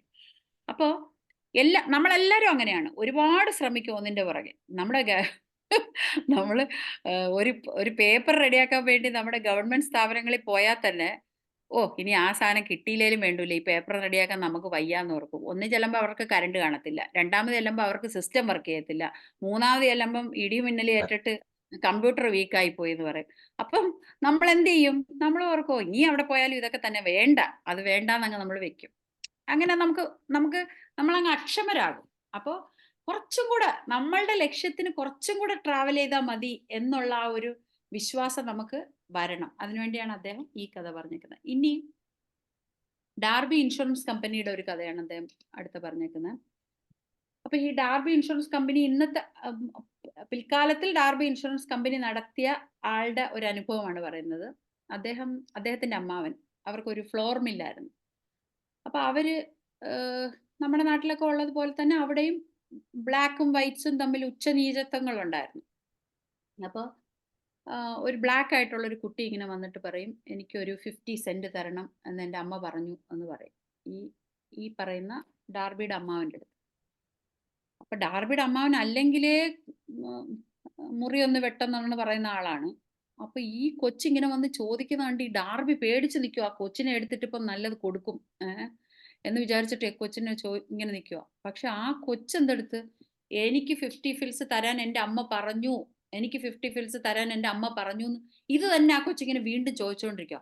അപ്പൊ അയാൾ ഇങ്ങനെ രൂക്ഷമായിട്ട് നോക്കിയിട്ട് ഇറങ്ങി വന്നിട്ട് ഇങ്ങനെ ആ കൊച്ചിനെ ഇങ്ങനെ നോക്കിക്കൊണ്ടിരുന്നപ്പം മറ്റേ പുള്ളിക്കാരൻ ഓർത്ത് ഇത് അടികിട്ടി പോകുന്ന വഴിയേ ഉള്ളൂ. കാരണം ഒരു പേടിച്ചിങ്ങനെ നിൽക്കുക. അത് മാത്രമല്ല, ഒരു വൈറ്റിന്റെ മുമ്പിൽ ഒരു ബ്ലാക്ക് ആൾക്കാർ ഇങ്ങനെ വന്ന് താന്ന് പറഞ്ഞ് ഓർഡർ ചെയ്ത് ചോദിച്ച് അങ്ങനെ ഒരു ഡിമാൻഡ് ചെയ്യുന്ന ഒരു സിസ്റ്റം അതുവരെ കണ്ടിട്ടില്ല. അതും ഒരു കൊച്ചുകുട്ടി ഈ വലിയ വിറപ്പിക്കുന്ന ആളുടെ മുമ്പിൽ വന്ന് ഇങ്ങനെ നിൽക്കുവാണ്. അപ്പൊ അയാൾ അങ്ങോട്ട് ഇറങ്ങി ചെന്നപ്പോ ആ കൊച്ചു കുറച്ചും കൂടെ സൗണ്ടിൽ എനിക്ക് തരാൻ പറഞ്ഞു എന്ന് പറഞ്ഞ് അങ്ങ് ഒച്ച എടുക്കാൻ. അപ്പൊ ഇയാൾ എന്തെടുത്ത് അകത്തോട്ട് കയറിപ്പോയി 50 സെന്റ് എടുത്ത് കൊണ്ടുവന്ന് ആ കൊച്ചിലേക്ക്. അപ്പോ ഈ ഡാർബിക്ക് അപ്പം അന്തം വിട്ട് നിൽക്കുക. അകത്തോട്ട് കയറിയപ്പോ ആ കൊച്ചിനെ ശരി ഒന്നും ചെയ്തില്ലല്ലോ, അവോയ്ഡ് ചെയ്ത് പോയി എന്നാണ് പുള്ളി ഓർത്തത്. പക്ഷെ അങ്ങനെയല്ല, ഒരു 50 സെന്റ് കൊണ്ട് ആ കൊച്ചിൻ്റെ കൊടുത്തു. അപ്പൊ അദ്ദേഹം സത്യത്തിൽ ഇൻഷുറൻസ് കമ്പനിക്കാർ നമ്മളെ പുറകെ വിടാതെ പിടിക്കുന്നത് ഇവിടുന്നുണ്ടായ ഈ മോട്ടിവേഷനാണ്. ഇൻഷുറൻസ് കമ്പനിക്കാർ ആദ്യം വന്ന് പറയും, ഒരു പോളിസി ഉണ്ട് കേട്ടോ, നിങ്ങളുടെ മക്കൾക്ക് നല്ലതാ, മറിച്ച് അയ്യോ വേണ്ട ഞങ്ങൾക്ക് ഓൾറെഡി പോളിസി ഉണ്ടെന്ന് പറയും. നാളെ നോക്കുമ്പോൾ നമ്മുടെ സിറ്റോട്ടി വീണ്ടും വന്നിരിക്കുക, ഗുഡ് മോർണിംഗ്. അവർക്ക് ഒരു ചമ്മലും ഇല്ല. എന്താ അല്ല അത് നിങ്ങൾക്ക് ഇങ്ങനെ വിടാം, ആ സ്കീമില് മറ്റേ രീതിയിൽ വിടാം. അയ്യോ ഒന്നുമില്ല, ഇപ്പോഴും പൈസ ഇല്ല. ഇപ്പൊ പൈസ വേണ്ട, പൈസ വരുമ്പോ മതി, ഇപ്പൊ നമുക്ക് ഫില്ല് ചെയ്ത് വെക്കാം, അതിനി എനിക്ക് 2 മാസം എടുക്കും, അത് കുഴപ്പമില്ല, ഇപ്പൊ ഒരു ഇത് എന്നൊക്കെ പറഞ്ഞ് അവർക്ക് എന്താ നാണം വരാത്തത്? നാണം വന്നാൽ അവരുടെ പണി നടക്കത്തില്ല. അപ്പോ ഈ ഡാർബി ഇൻഷുറൻസ് കമ്പനി നടത്തുമ്പോൾ അദ്ദേഹം മോട്ടിവേഷൻ ആയിട്ട് എടുത്തു വെച്ചിരുന്നതാണ് ഇത്. കാരണം ഒരാളെ തുടരാതെ പിടിവെച്ചാൽ അത് നടക്കും. കാരണം നമ്മൾ ഒരുപക്ഷെ ശല്യം കൊണ്ടെന്ന് വിചാരിച്ച് സഹിക്കും, ഒരുപക്ഷെ നമ്മളുടെ ആ കഴിവ് കൊണ്ടിട്ട് ഈ പോളിസി എടുത്താൽ അയാൾക്ക് എന്തെങ്കിലും നല്ലത് വരുമെന്ന് വിചാരിച്ച് നടക്കും. അങ്ങനെ പല കാര്യങ്ങൾ കൊണ്ടിട്ട് നമ്മളത് എടുക്കും. പക്ഷെ നമുക്ക് ആ പെർസിസ്റ്റൻസ്, നമുക്ക് പുറകെ ഇങ്ങനെ നടക്കാനുള്ള ഇത് വേണം. അപ്പൊ ഇതെല്ലാം തോട്ടിന്റെ പവറായിട്ട് അദ്ദേഹം പറയുവാണ്. കാര്യം എന്താ വെച്ചാല് ആദ്യത്തെ കഥയില് അദ്ദേഹത്തിന്റെ തോട്ടിൽ അദ്ദേഹത്തിന് ഒരിക്കലും എന്നെ പോലെ ഒരുത്തനെ, ഇപ്പൊ നമ്മൾ സാധാരണ രീതിയിൽ ചിന്തിക്കുക, നമുക്ക് ഒരു സയന്റിസ്റ്റ് ഒരു വേദിയിൽ വന്നിരുന്നാൽ അവിടെ പോയി അദ്ദേഹത്തിനെ ഒന്ന് കാണാൻ പോലും നമ്മുടെ മനസ്സ് തോർക്കും, എന്നെ പോലെ ഒരാൾ പോയി പരിചയപ്പെട്ടാലോ അദ്ദേഹം അംഗീകരിക്കുമോ എന്ന് തോന്നും. പിന്നെ ഇനി അഥവാ അങ്ങനെ വല്ലതും കിട്ടിയാൽ പോലും നമുക്ക് അങ്ങോട്ട് ചെല്ലാൻ മടിയായിരിക്കും, സംസാരിക്കാൻ മടിയായിരിക്കും. ആരെങ്കിലും 3 പേര് സംസാരിക്കാൻ വാന്ന് പറഞ്ഞാൽ ഒരു സ്റ്റേജിൽ നിന്ന് എത്ര പേരായിരിക്കും വരുന്നത്? വരത്തില്ല. അപ്പോ ഇങ്ങനെയൊക്കെ ഉള്ള അവസരത്തിലാണ് ഇങ്ങനെ ഒരാൾ സ്ട്രോങ് ആയിട്ട് അവരുടെ തോട്ട് മുമ്പോട്ട് പോയത്. അതുപോലെ നമ്മൾ ഇപ്പൊ ഈ 2 സ്റ്റോറീസും പറഞ്ഞു. ഇപ്പൊ ഇത്ര നേരം ഞാൻ പറഞ്ഞത് തോട്ട്സിനെ പറ്റിയിട്ടുള്ളതാണ്. രണ്ടാമത്തെ ചാപ്റ്റർ എത്ര 2 ചാപ്റ്റർ ഇപ്പൊ എത്ര 52. ആ 9:52. 52 10:30 വരെയാണല്ലോ നമുക്ക് ടൈം. ഓക്കെ. അപ്പം പിന്നെ രണ്ടാമത്തെ ചാപ്റ്റർ ഡിസയർ ആണേ, ആഗ്രഹം. അതിനെക്കുറിച്ചും ഞാൻ നേരത്തെ പറഞ്ഞിട്ടുണ്ട്. അപ്പൊ ഡിസയറിൽ എന്താണ് ഞാൻ നേരത്തെ പല ക്ലാസ്സിലും പറഞ്ഞിട്ടുണ്ട്, നമുക്ക് ആഗ്രഹം വേണം. ആഗ്രഹം എന്ന് പറഞ്ഞാൽ ബേണിംഗ് ഡിസയർ വേണം. ആഗ്രഹം എല്ലാവർക്കും ഉണ്ട്. എനിക്കും ഡോക്ടർ ഷൈലയ്ക്കും ഡോക്ടർ ലതയ്ക്കും ഡോക്ടർ ജയചന്ദ്രനും എല്ലാവർക്കും, നമുക്ക് എല്ലാവർക്കും ആഗ്രഹം ഉണ്ടല്ലോ. നമ്മളെല്ലാവരും ഇവിടെ നിന്ന് ആഗ്രഹം ഇനി ഒരു യൂറോപ്യൻ ട്രിപ്പ് പോകണം, ഒരു ഇത് വേണം, ഇനിയിപ്പോൾ ഇത്രയും കാലം ജോലിയൊക്കെ ചെയ്തില്ല, ഇനി കുറച്ച് ടൂറൊക്കെ അടിക്കണം എന്നൊക്കെ നമ്മൾ വിചാരിക്കും. പക്ഷേ രാവിലെ ആകുന്നു, രാത്രിയാകുന്നു, രാത്രിയാകുമ്പോൾ സമാധാനമായി കിടന്നുറങ്ങും, പിന്നെ രാവിലെ ആകുന്നു, എന്തൊക്കെയോ ചെയ്യുന്നു, അങ്ങനെ നമ്മളങ്ങ് പോത്തേ ഉള്ളൂ. പക്ഷെ നമുക്ക് എന്താന്ന് പറഞ്ഞാൽ ആഗ്രഹങ്ങളുണ്ട്. ആഗ്രഹങ്ങളെല്ലാം എന്തോ പറയുന്നത്, തീവ്രമായ ആഗ്രഹങ്ങളല്ല, ലക്ഷ്യങ്ങളാകണം. ആ ലക്ഷ്യങ്ങൾ, ആഗ്രഹം ലക്ഷ്യമാകണം, ലക്ഷ്യം തീവ്രമായ ലക്ഷ്യമാകണം, ലക്ഷ്യം എത്താനായിട്ടുള്ള വഴികൾ നമ്മൾ ആക്ഷനും എടുക്കണം, എന്നാലേ നമുക്കത് നടത്തുള്ളൂ. അപ്പോൾ ഇങ്ങനെ ഡിസയർ ഉണ്ട്, പക്ഷെ നമ്മൾ അതിങ്ങനെ വന്നു പോകുമല്ലേ. നമ്മളിങ്ങനെ ഈ വർത്താനമൊക്കെ പറയുമോ, അല്ലെങ്കിൽ ആരെങ്കിലും എവിടെയെങ്കിലും പോയ കാര്യമൊക്കെ പറയുമ്പോൾ ഞാനും ഒരിക്കൽ പോകും എന്ന് പറയും, പക്ഷെ നമ്മളതങ്ങ് നടത്തത്തില്ല. ഇപ്പൊ നമ്മള് എറണാകുളത്ത് കണ്ടിട്ടില്ലേ, ഒരു ചെറിയ ചായക്കട നടത്തുന്ന 2 ഹസ്ബൻഡ് ആൻഡ് വൈഫ് എത്രയോ കൺട്രീസ് പോയി എന്നുള്ളത്. അദ്ദേഹത്തിനെ പോലെ ഒരാൾക്ക് പോകാമെങ്കിൽ പിന്നെ സത്യം പറഞ്ഞാൽ ആർക്കൊക്കെ പോവാം. നമ്മൾ കണ്ട ചില ആൾക്കാരെ കണ്ടിട്ടില്ലേ, എന്താ പറയുന്ന, ഒരുപാട് വരുമാനമുള്ള ആൾക്കാരുടെ ചില വീട്ടിലെ ആൾക്കാർ ഫ്ലൈറ്റിൽ പോലും കയറിയിട്ടില്ല. ഭയങ്കര ബിസിനസ്സാണ് നടത്തുന്നത്, മറ്റേതാണ് നടത്തുന്നത്, ഒരുപാട് കാശുണ്ട് എന്നൊക്കെ പറയും. അവിടുത്തെ ആൾക്കാർ ഫ്ലൈറ്റിൽ പോലും കയറിയിട്ടില്ല. ആ അവസ്ഥയിലാണ് ഇദ്ദേഹം ലോൺ എടുത്ത് വീണ്ടും കച്ചവടം നടത്തി അടയ്ക്കുകയാണ് ചെയ്യുന്നത്. അപ്പോൾ അവിടെ അദ്ദേഹം ചിലപ്പോൾ വലിയ വീട് വെച്ച് കാണത്തില്ല, എനിക്കറിയത്തില്ല അദ്ദേഹത്തിന്റെ വീടിനെ പറ്റിയൊന്നും. എന്നാലും ഞാൻ പറയാം, ചിലപ്പോൾ അദ്ദേഹം വേറെ ചില ലക്ഷ്യങ്ങൾ സാധിച്ചു കാണത്തില്ല, പക്ഷെ അദ്ദേഹത്തിന്റെ ആഗ്രഹം ട്രാവൽ ചെയ്യാനായിരുന്നു. അത് അദ്ദേഹം അവിടെ സാധിച്ചെടുത്തു. അപ്പോൾ എന്താണോ നമ്മുടെ ആഗ്രഹം അതേ സാധിക്കത്തുള്ളൂ, അതിനുവേണ്ടി നമ്മൾ തീവ്രമായിട്ട് ഇത് ചെയ്യണം. അപ്പൊ ഇതിലും അദ്ദേഹം നമുക്ക് പറഞ്ഞു തരാൻ വേണ്ടിയിട്ട് എപ്പോഴും നമുക്ക് കഥകളിലൂടെ പറയുന്നതാണ് ഇഷ്ടം. അതുകൊണ്ട് അദ്ദേഹം ഇതിലും ഒരുപാട് സ്റ്റോറി ഉണ്ട്. അതിൽ ഞാൻ രണ്ടു മൂന്നെണ്ണം സെലക്ട് ചെയ്ത് വെച്ചേക്കുന്നത്. അപ്പം ഒരു രാജ്യത്തെ രാജാവ് വേറൊരു രാജ്യത്ത് യുദ്ധത്തിന് പോകും. അപ്പം ഇവിടുന്ന് പോകുമ്പോഴേ അദ്ദേഹത്തിന് അറിയാം നമുക്ക് യുദ്ധത്തിനുള്ള ആൾക്കാർ കുറവാണ്, യുദ്ധത്തിനുള്ള എക്യുപ്മെന്റ്സ് കുറവാണ്. ആ രാജ്യത്തിനെ വെച്ച് നോക്കുമ്പം എല്ലാ സംഭവങ്ങളും ഇവർക്ക് കുറവാണ്. അപ്പൊ അദ്ദേഹം എന്തെടുക്കുമെന്ന് പറഞ്ഞാല് അവിടെ പോയി, കപ്പലിലാണ് പോണത്, കപ്പലിൽ പോയി എല്ലാവരും വണ്ടിയിൽ നിന്ന് സാധനങ്ങളൊക്കെ ഇറക്കി, യുദ്ധത്തിലെ സാധനങ്ങളൊക്കെ ഇറക്കി, അവരുടെ ഭടന്മാരെയൊക്കെ ഇറക്കി അവിടെ റിലാക്സ് ചെയ്ത് നിൽക്കും. എന്നിട്ട് അദ്ദേഹം എല്ലാവരും സേഫ് ആക്കിയിട്ട് ആ കപ്പലിനങ്ങ് തീയിടും. തീയിട്ട് കഴിയുമ്പോൾ ഇവരെല്ലാവരും എന്തിനാ തീയിട്ടെന്ന് അറിയത്തില്ല. അപ്പോൾ അദ്ദേഹത്തിന് അറിയാം തീയിട്ടില്ലെങ്കിൽ ഇവർ പേടിച്ചോടും തിരിച്ച്. അപ്പൊ അദ്ദേഹം എന്നിട്ട് അവരോട് പറയും, നമ്മൾ ജയിച്ചാലേ നമ്മൾക്ക് ഇവിടുന്ന് രക്ഷപ്പെടുത്തുള്ളൂ, ഡു ഓർ ഡൈ. നമ്മൾ ഒന്നെങ്കിൽ ഇവിടുന്ന് നിങ്ങൾ യുദ്ധം ചെയ്ത് ജയിച്ച് നമുക്ക് പോകണം, അല്ലെങ്കിൽ നമുക്കിവിടെ മരിക്കാം, അല്ലാതെ വേറെ വഴിയില്ല. അപ്പോ വേറെ മാർഗമില്ല എന്ന് കണ്ടതുകൊണ്ട് ആ യുദ്ധത്തിൽ അവര് ജയിച്ചു. കാരണം ഷിപ്പ് അവിടെ കിടപ്പുണ്ടെങ്കിൽ നമ്മൾ കുറച്ച് കഴിയുമ്പോൾ ബാബാ നമുക്ക് പോകാം, നമ്മളെ കൊണ്ട് സാധിക്കത്തില്ല എന്ന് പറഞ്ഞ് നമുക്ക് ഇപ്പൊ നേരത്തെ കുഴിച്ചവരുടെ കാര്യം പറഞ്ഞ പോലെ നമ്മൾ അവിടെ വെച്ച് നിർത്തും. അപ്പോ അങ്ങനെ നിർത്താൻ ഒരു ചാൻസ് ഇല്ല എന്നുണ്ടെങ്കിൽ പിന്നെ എന്തായാലും ഓടിയാലും മരിക്കും, യുദ്ധം ചെയ്താലും മരിക്കും. അപ്പൊ പിന്നെ ആത്മാർത്ഥമായിട്ടൊക്കെ യുദ്ധം ചെയ്ത് ഇനി ജയിക്കുവാണെങ്കിൽ പോകാമല്ലോ എന്ന് വിചാരിച്ചിട്ട് അവര് അങ്ങനെ പോവുകയും അതിൽ ജയിക്കുകയും ചെയ്തു. അപ്പോൾ അദ്ദേഹത്തിന്റെ ആ ഒരു തോട്ട് കണ്ടോ? കാരണം നമ്മള് അവർക്ക് ജയിക്കണമെന്ന് പൂർണ്ണമായ ആഗ്രഹം വരണമെങ്കിൽ വേറൊരു പഴുതും ബാക്കി വെക്കരുതെന്ന് അദ്ദേഹത്തിന് തോന്നി. അതവിടെ ജയിക്കുകയും ചെയ്തു. പിന്നെ അടുത്ത സ്റ്റോറി പറയുന്നത് ചിക്കാഗോയിൽ ഒരു തീപിടുത്തം ഉണ്ടായി. തീപിടുത്തം ഉണ്ടായപ്പം ഇപ്പൊ ഇവിടെയൊക്കെ ഞാൻ കണ്ട് നമ്മുടെ യുഎയിലൊക്കെ അങ്ങനെ ഒരു ഏരിയ മൊത്തം തീ പിടിച്ച്. ഞാൻ പണ്ട് അജ്മാനിൽ താമസിക്കുന്ന സമയത്ത് അവിടെ ഒരു ഭയങ്കര മാർക്കറ്റ് ഫുള്ളും തീ പിടിച്ചു. തീ പിടിച്ച് മുഴുവനും നശിച്ചു. പക്ഷെ ഇപ്പം ഒരു വർഷത്തിന് ശേഷം അതേനേക്കാൾ സൂപ്പർ മാർക്കറ്റ് അവിടെ പണിഞ്ഞു വന്നു.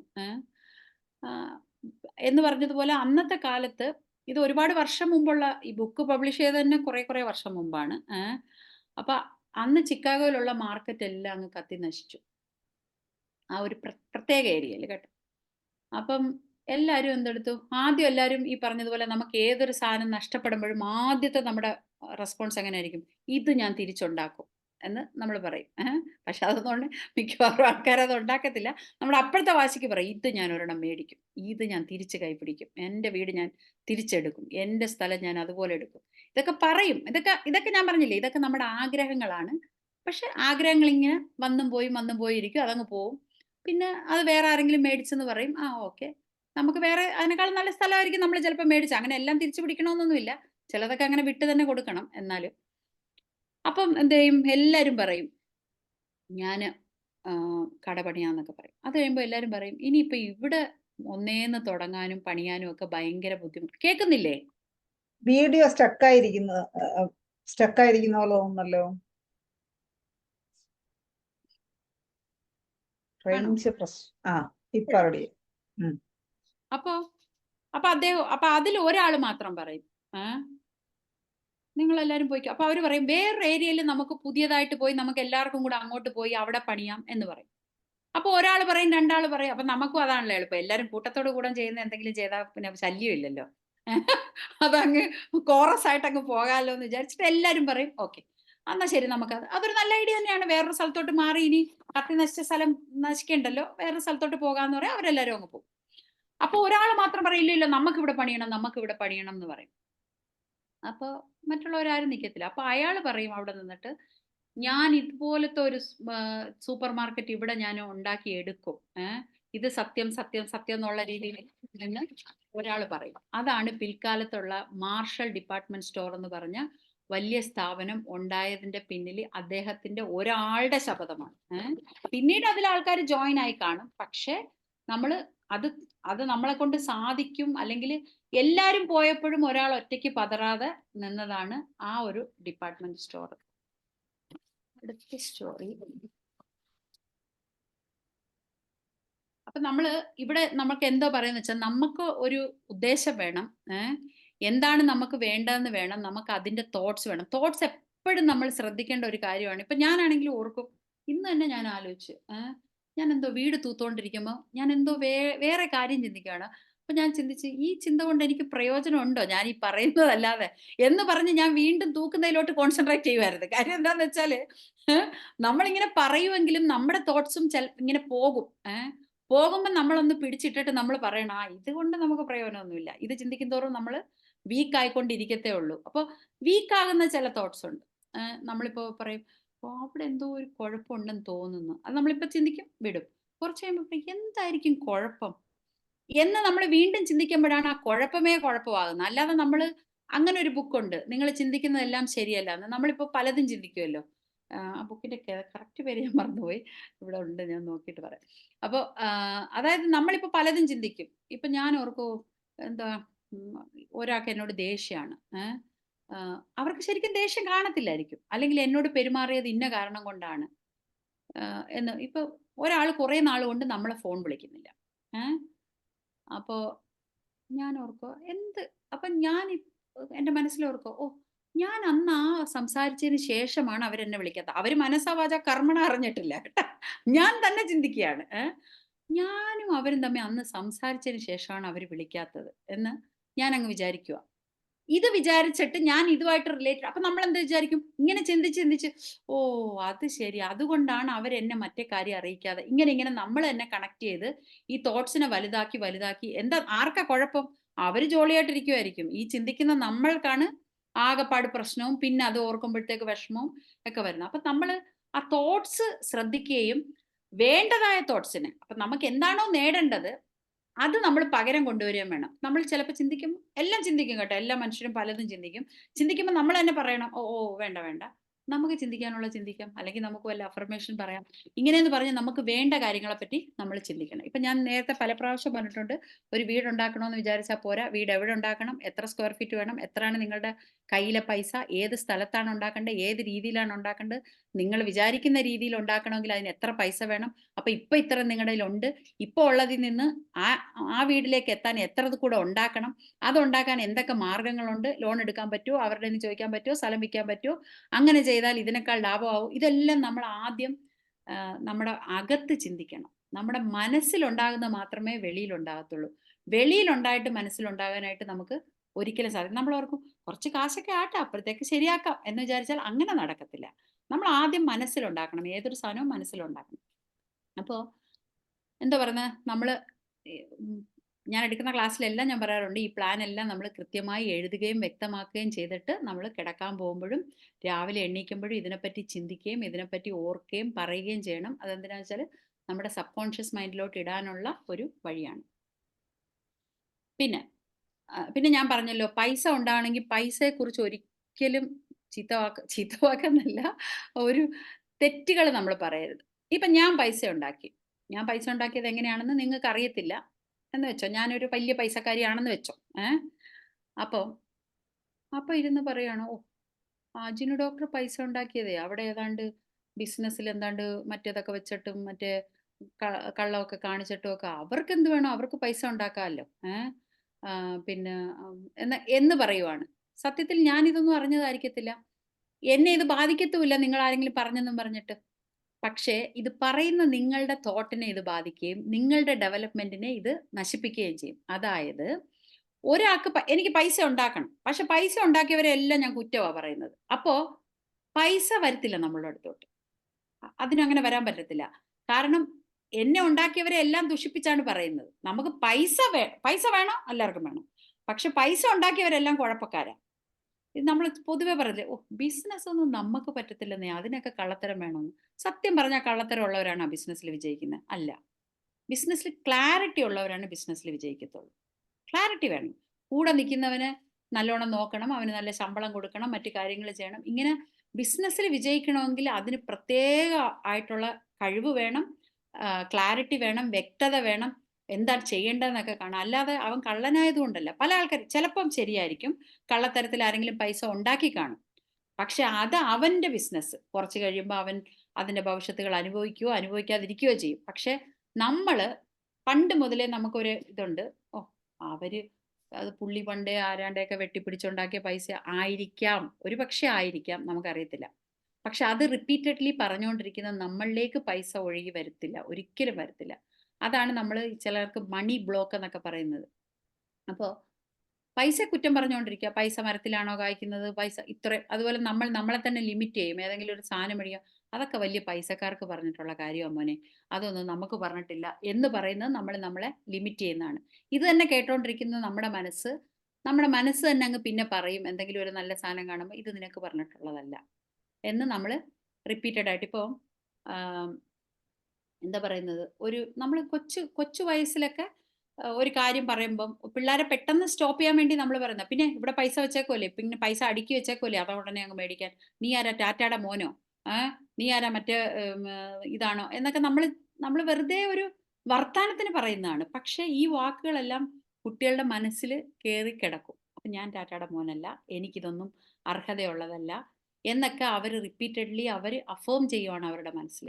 പിന്നീട് വളർന്നു വന്നാലും നമ്മൾ തന്നെ എന്നിട്ട് പറയും, ഇവനെ ഇത്രയും പഠിപ്പിച്ചു, ഇവൻ പൈസ ഉണ്ടാക്കുന്നില്ല, ഇവൻ എന്തോ ഇത് ചെയ്യുവാണ്, അങ്ങനെ. കാരണം അത്രയും പൈസ ഉണ്ടാക്കണം എന്നുള്ള ഒരു തോട്ട് അവൻ്റെ മനസ്സിലില്ല. തോട്ടില്ലാത്തത് കൊണ്ട് ഇന്നത് മേടിക്കണം, ഇന്നത് ഉണ്ടാക്കണം എന്ന് ഒരു ഇല്ല. നമ്മളിപ്പം നമ്മുടെ നാട്ടിൽ ഇത്രയധികം ജോലി ചെയ്യുന്ന ആൾക്കാർ വന്നിരിക്കുന്നത് എന്താന്ന് പറഞ്ഞാൽ, നമ്മുടെ മൈൻഡ് സെറ്റ് ജോലിയാണ്.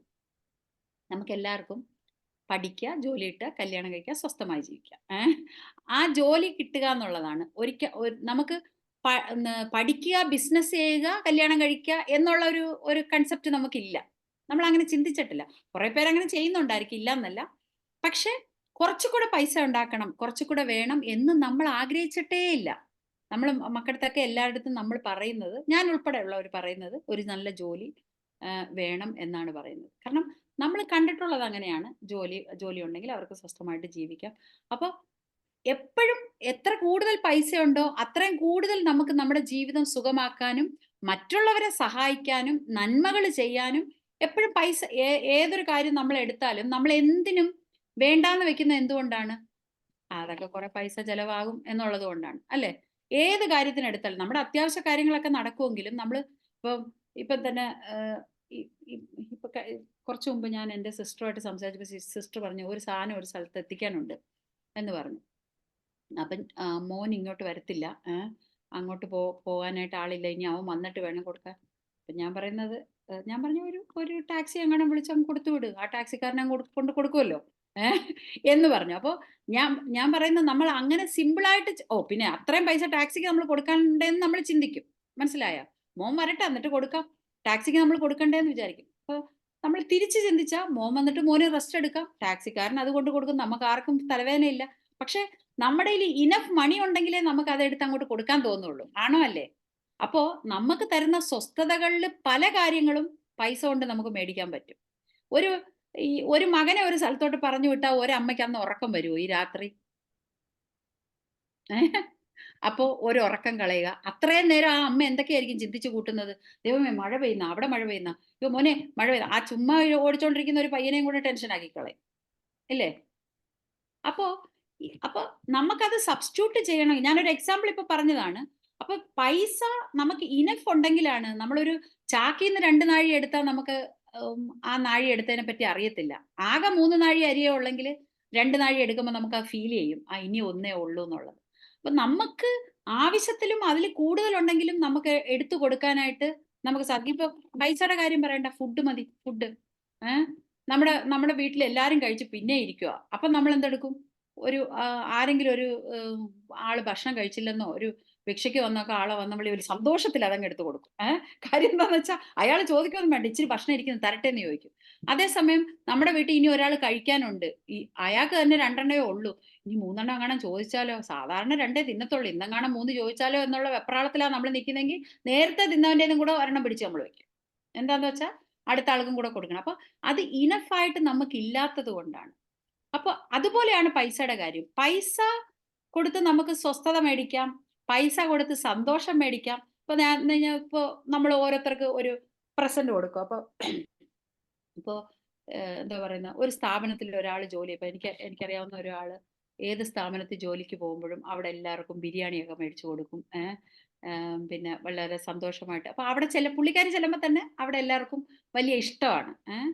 പുള്ളിക്കാരി ഒരു വലിയ നല്ല ക്യാരക്ടർ ആയതുകൊണ്ടോ എല്ലാരെയും പിടിച്ചെടുക്കുന്നതുകൊണ്ടോ അല്ല, എന്താഘോഷം വന്നാലും പുള്ളിക്കാരിയുടെ വക ഒരു പ്രസന്റ് ഉണ്ടായിരിക്കും. പൈസ ഉണ്ടെങ്കിലേ നമുക്കത് ചെയ്യാൻ പറ്റത്തുള്ളൂ.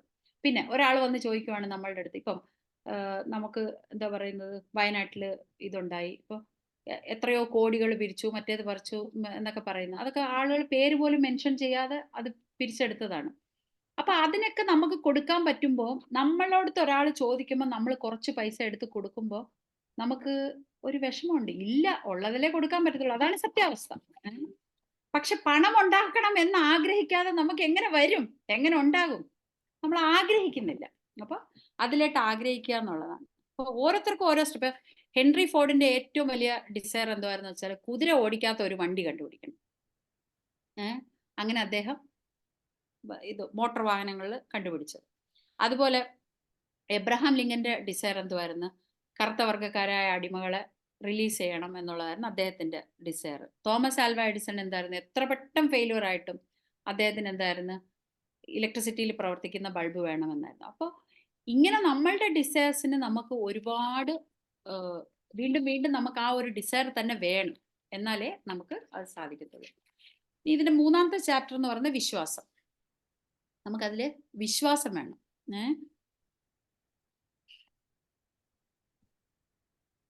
വിശ്വാസം എന്ന് പറയുന്നത് നമ്മൾ അങ്ങ് വിശ്വസിക്കാൻ ഇച്ചിരി പാടാണ്.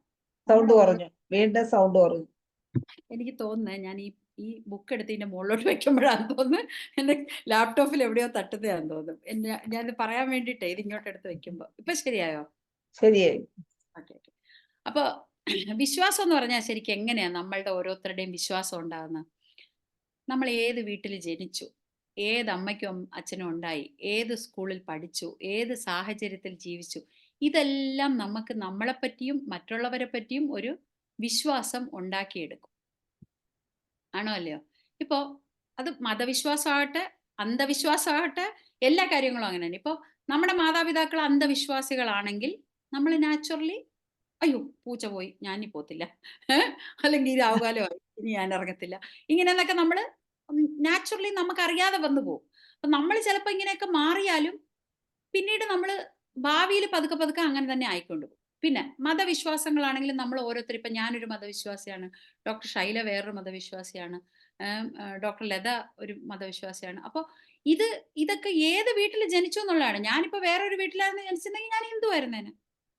അത് നമ്മൾ ഒരാളെ തീരുമാനിച്ചു വരുന്നതൊന്നുമല്ല. ആരെവിടെ ജീവിക്കുന്നു പിന്നെ മോറൽ വാല്യൂസും ഒക്കെ ആ വീട്ടിലുള്ളവർ പറയുകയാണ്. ഇപ്പോ സോഷ്യലി ഇതായിട്ടുള്ള കുറേ വീട്ടുകാർ കാണും. ആ കുട്ടികൾ കുറച്ചുകൂടെ സോഷ്യലി മിങ്കിൾ ചെയ്യുന്നവരായിരിക്കും, സോഷ്യലി ഹെൽപ്പ് ചെയ്യുന്നവരായിരിക്കും. ചില ആൾക്കാർ പറയും വെറുതെ ആവശ്യമില്ലാത്തതൊന്നും കാര്യത്തിന് നീ ഒന്നിലും ഇടപെടരുത്, നീ ഒന്നിലും ഇടപെടരുത് എന്ന് പറഞ്ഞറിഞ്ഞ് വളർത്തും. ആവശ്യമില്ലാത്ത കാര്യത്തിൽ ഒന്നും നീ ഇടപെട്ടു വരും. അങ്ങനെ അങ്ങനെ അവർ ജീവിതത്തിൽ ഒരു കാര്യത്തിലും ഇടപെടാത്ത പിള്ളേരാവും. എന്നിട്ട് ഈ മാതാപിതാക്കൾ തന്നെ പറയും ഇവന്റെ സ്വഭാവം ഇങ്ങനെയാണ്. ആരാണ് പറഞ്ഞു കൊടുത്തത്? നമ്മൾ തന്നെയാണ് പറഞ്ഞു കൊടുത്തത്. അപ്പൊ എവിടാണ് നമ്മൾ ഇത് ചെയ്യുന്നതെന്നുള്ള അപ്പൊ ഇതില് ഞാനൊരു എക്സാമ്പിൾ പറയാം. ഇപ്പൊ എൻ്റെ കൂട്ടത്തില് സത്യഭാമ എന്ന് പറഞ്ഞിട്ടൊരു കുട്ടി ഉണ്ടായിരുന്നേ. എൻ്റെ റൂംമേറ്റ് അല്ല, ഹോസ്റ്റൽ മേറ്റ് ആണ്, തൊട്ടടുത്ത റൂമിലുള്ള ആളാണ്. അപ്പൊ പുള്ളിക്കാരിയാണെങ്കിൽ ഞങ്ങളൊക്കെ ഇപ്പം നമ്മൾ വെക്കേഷനൊക്കെ കഴിഞ്ഞ് ഹോസ്റ്റലിലോട്ട് പോകുമ്പോൾ തലേദിവസം രാത്രിയെ പോകുമല്ലോ, നേരത്തെ രാവിലെ കോളേജിലൊക്കെ പോവാം. ഞാനെപ്പോഴും പിറ്റേ ദിവസം പോകത്തുള്ളൂ, മടിച്ചിയായിരുന്നു കേട്ടോ. എന്നാലും പലപ്പോഴും തലേദിവസം പോകുമ്പോൾ ഈ ബാമ എന്തെടുക്കുമെന്ന് പറഞ്ഞാൽ ട്രാവൽ ചെയ്ത് വന്നു കഴിഞ്ഞാൽ ഭക്ഷണം കഴിക്കൂല. ഭക്ഷണം കഴിക്കാതെ, അത് അവരുടെ വീട്ടിലെ ഒരു ശീലമാണ്. ട്രാവൽ ചെയ്ത് വന്നു കഴിഞ്ഞാൽ ഭക്ഷണം കഴിക്കാതെ കിടന്നുറങ്ങും, പിറ്റേന്ന് സുഖമായിട്ട് എണീറ്റ് പിന്നെ പോവും. അപ്പൊ അവരുടെ ഇതിലെന്ന് പറഞ്ഞാൽ ട്രാവൽ ചെയ്യുമ്പോൾ മനുഷ്യന് ബോഡിക്ക് ഒരു അനക്കോ കൊടുക്കോ അതൊക്കെ തട്ടുകയോ എന്തെങ്കിലും ഒരു ഡിസ്റ്റർബൻസോ ഛർദ്ദിക്കാൻ വരുമോ ഒക്കെ ചെയ്യുന്നതിനെ ഹീൽ ചെയ്യുന്ന പ്രോസസ്സാണ് ഭക്ഷണം കഴിക്കാതിരിക്കുക എന്നുള്ളത്. അത് കറക്റ്റാണ്, അത് ശരിക്കും പറഞ്ഞാൽ നല്ല കാര്യമാണ്. പക്ഷെ അന്നൊക്കെ എന്നെ എങ്ങനെ ശീലിപ്പിച്ചിരിക്കുന്നത് വെച്ചാൽ നമ്മൾ എവിടെയെങ്കിലും ട്രാവൽ ചെയ്ത് വന്നോ, അയ്യോ യാത്ര ചെയ്ത് വന്നല്ലേ വിശപ്പുണ്ടായിരിക്കും, ദാഹം ഉണ്ടായിരിക്കും എന്ന് പറഞ്ഞ് ചുമ്മാ എപ്പോഴും തന്നെ ഡബിൾ തീറ്റിക്കും, അല്ലെങ്കിൽ ഡബിൾ തരും. അതെനിക്ക് സന്തോഷമാണ്, അത് വേറെ കാര്യം. എന്നാലും അത് നമ്മൾ ഡബിൾ, നമുക്കും ഒരു വിശപ്പ് പോലെയാണ് തോന്നുന്നത്. ട്രാവൽ ചെയ്ത് നമ്മൾ ഇറങ്ങുമ്പോൾ ഉള്ള ഒരു ടെൻഷൻ, വണ്ടിയിലിരിക്കുന്ന ഒരു ഇതെല്ലാം കൊണ്ട് നമ്മൾ ഇച്ചിരി ടയർഡായി കാണുമല്ലോ ആ ഇറങ്ങുന്ന സ്ഥലത്ത്. അതുകൊണ്ട് നമുക്ക് തരുകയും ചെയ്യും, നമുക്ക് തിന്നുകയും ചെയ്യും. അപ്പൊ ട്രാവൽ ചെയ്താൽ കഴിക്കണം, അല്ലെങ്കിൽ എവിടെയെങ്കിലും പോകാൻ ഇറങ്ങുമ്പോൾ കഴിക്കണം. ഇതാണ് നമുക്ക് പറഞ്ഞു തന്നിരിക്കുന്നത്. അപ്പൊ എനിക്ക് സത്യഭാമയെ കാണുമ്പോൾ എന്ത് തോന്നുന്നു? ഇതെന്തൊരു മണ്ടിയാടി ഇത് എന്നല്ലേ എനിക്ക് തോന്നത്തുള്ളൂ. എന്റെ വിശ്വാസം വേറെ, സത്യഭാമയുടെ വിശ്വാസം വേറെ. സത്യത്തിൽ സത്യഭാമയുടെ വിശ്വാസമാണ് കറക്റ്റ്. അവർ ചെയ്യുന്ന നമുക്കത് മനസ്സിലാകുന്നുണ്ട്. അങ്ങനെ പിന്നെ ഫാസ്റ്റിങ്ങിന് ഭയങ്കര ഹീലിംഗ് ഉണ്ട് എന്നുള്ളതും, രാത്രി പട്ടിണി കിടന്നാൽ നമ്മൾ കംപ്ലീറ്റ്ലി ഫ്രീ ആകും എന്നുള്ളതൊക്കെ എനിക്കിപ്പം മനസ്സിലാകുന്നുണ്ട്. പക്ഷെ അന്നത്തെ എൻ്റെ ചിന്തയിൽ ഞാൻ പറയുകയാണ്, ഞാൻ പറയും ഇവർക്ക് എന്തിന്റെ കേടാടേ, ഇവരെന്താ ഈ ഭക്ഷണം കഴിക്കാത്തത് എന്നല്ലേ ഞാൻ പറയത്തുള്ളൂ. എന്നിട്ട് ഞാനും പോയി 2 വാക്ക് വലിയ ആളായിട്ട് പറയും, ബാമ വല്ലതും കഴിക്ക്, ഇത്രയും ട്രാവൽ ചെയ്ത് വന്ന് ഉച്ചയ്ക്ക്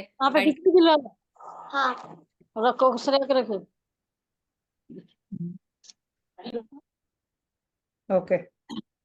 അപ്പം നമ്മളും എന്ത് പറയും, അതെന്തുകൊണ്ടാണ്?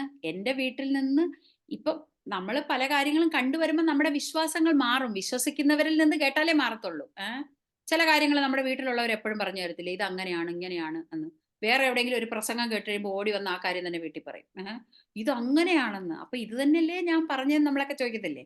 അതെന്താന്ന് പറഞ്ഞാൽ ചില കാര്യങ്ങൾ ചിലരുടെ നിന്ന് കേൾക്കുമ്പോഴേ അതൊരു വിശ്വാസത വരത്തുള്ളൂ. നമ്മുടെ അതായത് ഇപ്പം ഹസ്ബൻഡിനോട് വൈഫ് പറഞ്ഞാല്, അല്ലെങ്കിൽ പിള്ളേർ അമ്മയോട് പറഞ്ഞാലൊന്നും അങ്ങനെ പെട്ടെന്ന് നമ്മൾ സ്വീകരിക്കത്തില്ല. ഇപ്പോൾ പിള്ളേർ പറയുന്നതൊക്കെ അംഗീകരിക്കണമെന്നുള്ളതാണ് സത്യമെങ്കിലും നമ്മളോട് വന്ന് പറഞ്ഞ നീ എന്നെ പഠിപ്പിക്കാനൊന്നും വരണ്ടെന്നാ ഞാൻ പറയും. സത്യത്തിൽ അവരുടെ നിന്ന് കുറെ പഠിക്കാനുണ്ട്. മര്യാദക്കിരുന്ന് അവരുടെ നിന്ന് പഠിക്കുന്നതിന് പകരം നമ്മൾ വലിയ ആളാകാനേ നോക്കത്തുള്ളൂ. മനസ്സിലായ? അതെന്താന്ന് വെച്ചാൽ അതേസമയം വേറെ പുതിയൊരാളാണ്, പുതിയ നമ്മുടെ മക്കളുടെ അത്രയുള്ള പിള്ളേരുടെ മോനെ ഇതൊന്ന് പഠിപ്പിച്ചാന്ന് പറയുമ്പോൾ നമുക്ക് അത്രത്തേക്ക് ചില സ്ഥലത്ത് നമുക്ക് നമ്മുടെ ഈഗോ ഉണ്ട്, പെരുന്തച്ചൻ സിൻഡ്രോം. അപ്പൊ ആ വിധ കാര്യങ്ങളുണ്ട്. അപ്പൊ ഞാൻ പറയുന്നതെന്ന് വെച്ചാല് നമ്മള് ഇതനുസരിച്ച് നമ്മളൊരു വിശ്വാസം, ഒരു വ്യക്തിയായിട്ട് നമ്മൾ മാറുന്നത് ഇങ്ങനെയാണ്. അപ്പോൾ നമ്മുടെ വിശ്വാസങ്ങൾ നമ്മൾ ഇങ്ങനെ തുടർന്നുകൊണ്ടിരിക്കും. ഈ വിശ്വാസങ്ങൾ മാറിയാലേ നമ്മളിൽ എന്തെങ്കിലും ഒരു മാറ്റം ഉണ്ടാവുള്ളൂ. നമ്മൾ പഴയ വിശ്വാസത്തിലിരുന്ന് പുതിയ സാധനങ്ങൾ ഉണ്ടാക്കാൻ ശ്രമിച്ചാൽ അതൊന്നും നടക്കത്തില്ല. നമ്മളുടെ ആ വിശ്വാസം മാറണം. ഇതങ്ങനെയല്ല, ഇങ്ങനെയും നമുക്ക് സാധിക്കും എന്ന് നമുക്ക് സ്ട്രോങ് ആയിട്ട്, അല്ലെങ്കിൽ എന്താ അറിയാവോ, നമ്മൾ തുടങ്ങിക്കഴിഞ്ഞ ഉടനെ തന്നെ അത് ശരിയാവത്തില്ല. എനിക്ക് അപ്പോഴേ തോന്നിയതാ ഇത് റെഡി ആവത്തില്ല എന്ന്. പിന്നെ നിങ്ങളൊക്കെ പറഞ്ഞത് കൊണ്ട് ഞാൻ ചെയ്തത്. കാരണം എന്തറിയാവോ, നമ്മൾ പുറത്ത് കാണിക്കുന്ന അഭിനയം എന്നല്ല നമുക്കതിന് പറയാൻ പറ്റില്ല. നമ്മൾ അറിഞ്ഞുകൊണ്ട് അഭിനയിക്കുന്നതല്ല. പല കാര്യങ്ങളും നമ്മൾ ചെയ്യാൻ പോകുമ്പം നമ്മൾ അകത്ത് ചിന്തിക്കും, ഓ ഇതൊന്നും ശരിയാവത്തില്ല എന്ന് വിചാരിക്കും. എന്നാലും ഒരു പ്രഷർ കൊണ്ട് നമ്മൾ പലതും ചെയ്യും. പക്ഷെ നമ്മുടെ ഉള്ളിൽ അത് നടക്കത്തില്ലെന്നാണെങ്കിൽ നമ്മൾ പറയും, അപ്പോഴേ ഞാൻ വിചാരിച്ചത് നടക്കത്തില്ല എന്ന്. പിന്നെ നിങ്ങളൊക്കെ നിർബന്ധിച്ച് കാരണം അപ്പൊ നമ്മൾ നിർബന്ധിച്ചത് കൊണ്ടല്ല അത് നടക്കാതിരുന്നത്. അവരുടെ ഉള്ളിൽ അത് നടക്കും എന്നുള്ള വിശ്വാസം ഇല്ലായിരുന്നത് കൊണ്ടാണ്. അപ്പൊ നമ്മൾ ചുമ്മാങ്കിലും പറയും, ആ കൊള്ളാം, ഈ പിള്ളേരൊക്കെ നമുക്കൊന്നും ചെയ്തു തരത്തില്ല, പണിയെടുക്കൂല എന്നൊക്കെ നമ്മൾ പറയും. എങ്ങനെ ആയി എന്ന് ചോദിച്ചാല് നമ്മൾ തന്നെ ആക്കിയ അവനാ ഫസ്റ്റ് അവനൊരു പണിയെടുത്ത് തരൂല്ല, അയ്യോ ഇത് കൊള്ളാം എന്നൊക്കെ പറഞ്ഞ് നമ്മൾ ഓരോ ഡയലോഗ് നമ്മൾ ചുമ്മാ പറയുന്നതാ കേട്ടോ. നമ്മള് വലിയ കാര്യത്തിലൊന്നും പറയുന്നതല്ല. ആ മോളുണ്ടല്ലോ, മോള് പണിയൊക്കെ എടുത്തു തരുമല്ലോ, പിന്നെന്ത് വേണം, ആ മോളോ ഫസ്റ്റ് അവളൊരു കയ്യനക്കെങ്കിൽ എന്ത് വേണമായിരുന്നു എന്നൊക്കെ നമ്മൾ തന്നെ കൊടുക്കുന്ന അഫർമേഷൻ അവരങ്ങ് സ്വീകരിക്കും. അതേസമയം അവള് നമുക്ക് ഭയങ്കര ഹെൽപ്പാണ്, അങ്ങനെയാണ് ഇങ്ങനെയാണെന്നൊക്കെ പറയുമ്പോൾ കൊച്ചു തന്നെ അന്തം വിട്ടു പോകും. ഞാൻ ഇത്ര ഹെൽപ്പൊക്കെ ചെയ്തായിരുന്നു, എന്താ ഇവര് പറയുന്നത്? അപ്പൊ നാളെ മുതൽ അവർക്ക് എന്തെങ്കിലും നമുക്ക് ചെയ്തു തരണമെന്ന് തോന്നും. അതേസമയം ഞാൻ ഇന്നലെ അതൊക്കെ ചെയ്ത് എന്നിട്ടും അമ്മ ഇങ്ങനെയാ പറയുന്നത്, അല്ലെങ്കിൽ ഓ ചില കുട്ടികളൊക്കെ നല്ലോണം പഠിച്ചാലും വീട്ടുകാർ പറയുന്നതൊക്കെ എനിക്കറിയത്തില്ല. ആഹ് ഒരുവിധം നല്ല മാർക്ക് മേടിക്കുന്ന കുട്ടികളെയൊക്കെ ഒറ്റ വക പഠിക്കൂല, ഒന്നിനും കൊള്ളൂല. അല്ലെങ്കിൽ ചില ആൾക്കാർ തമാശയായിട്ട് പറയും, കൂടെ നാശം പിടിച്ചോനെ, സ്നേഹത്തിൽ പറയുന്നയാ.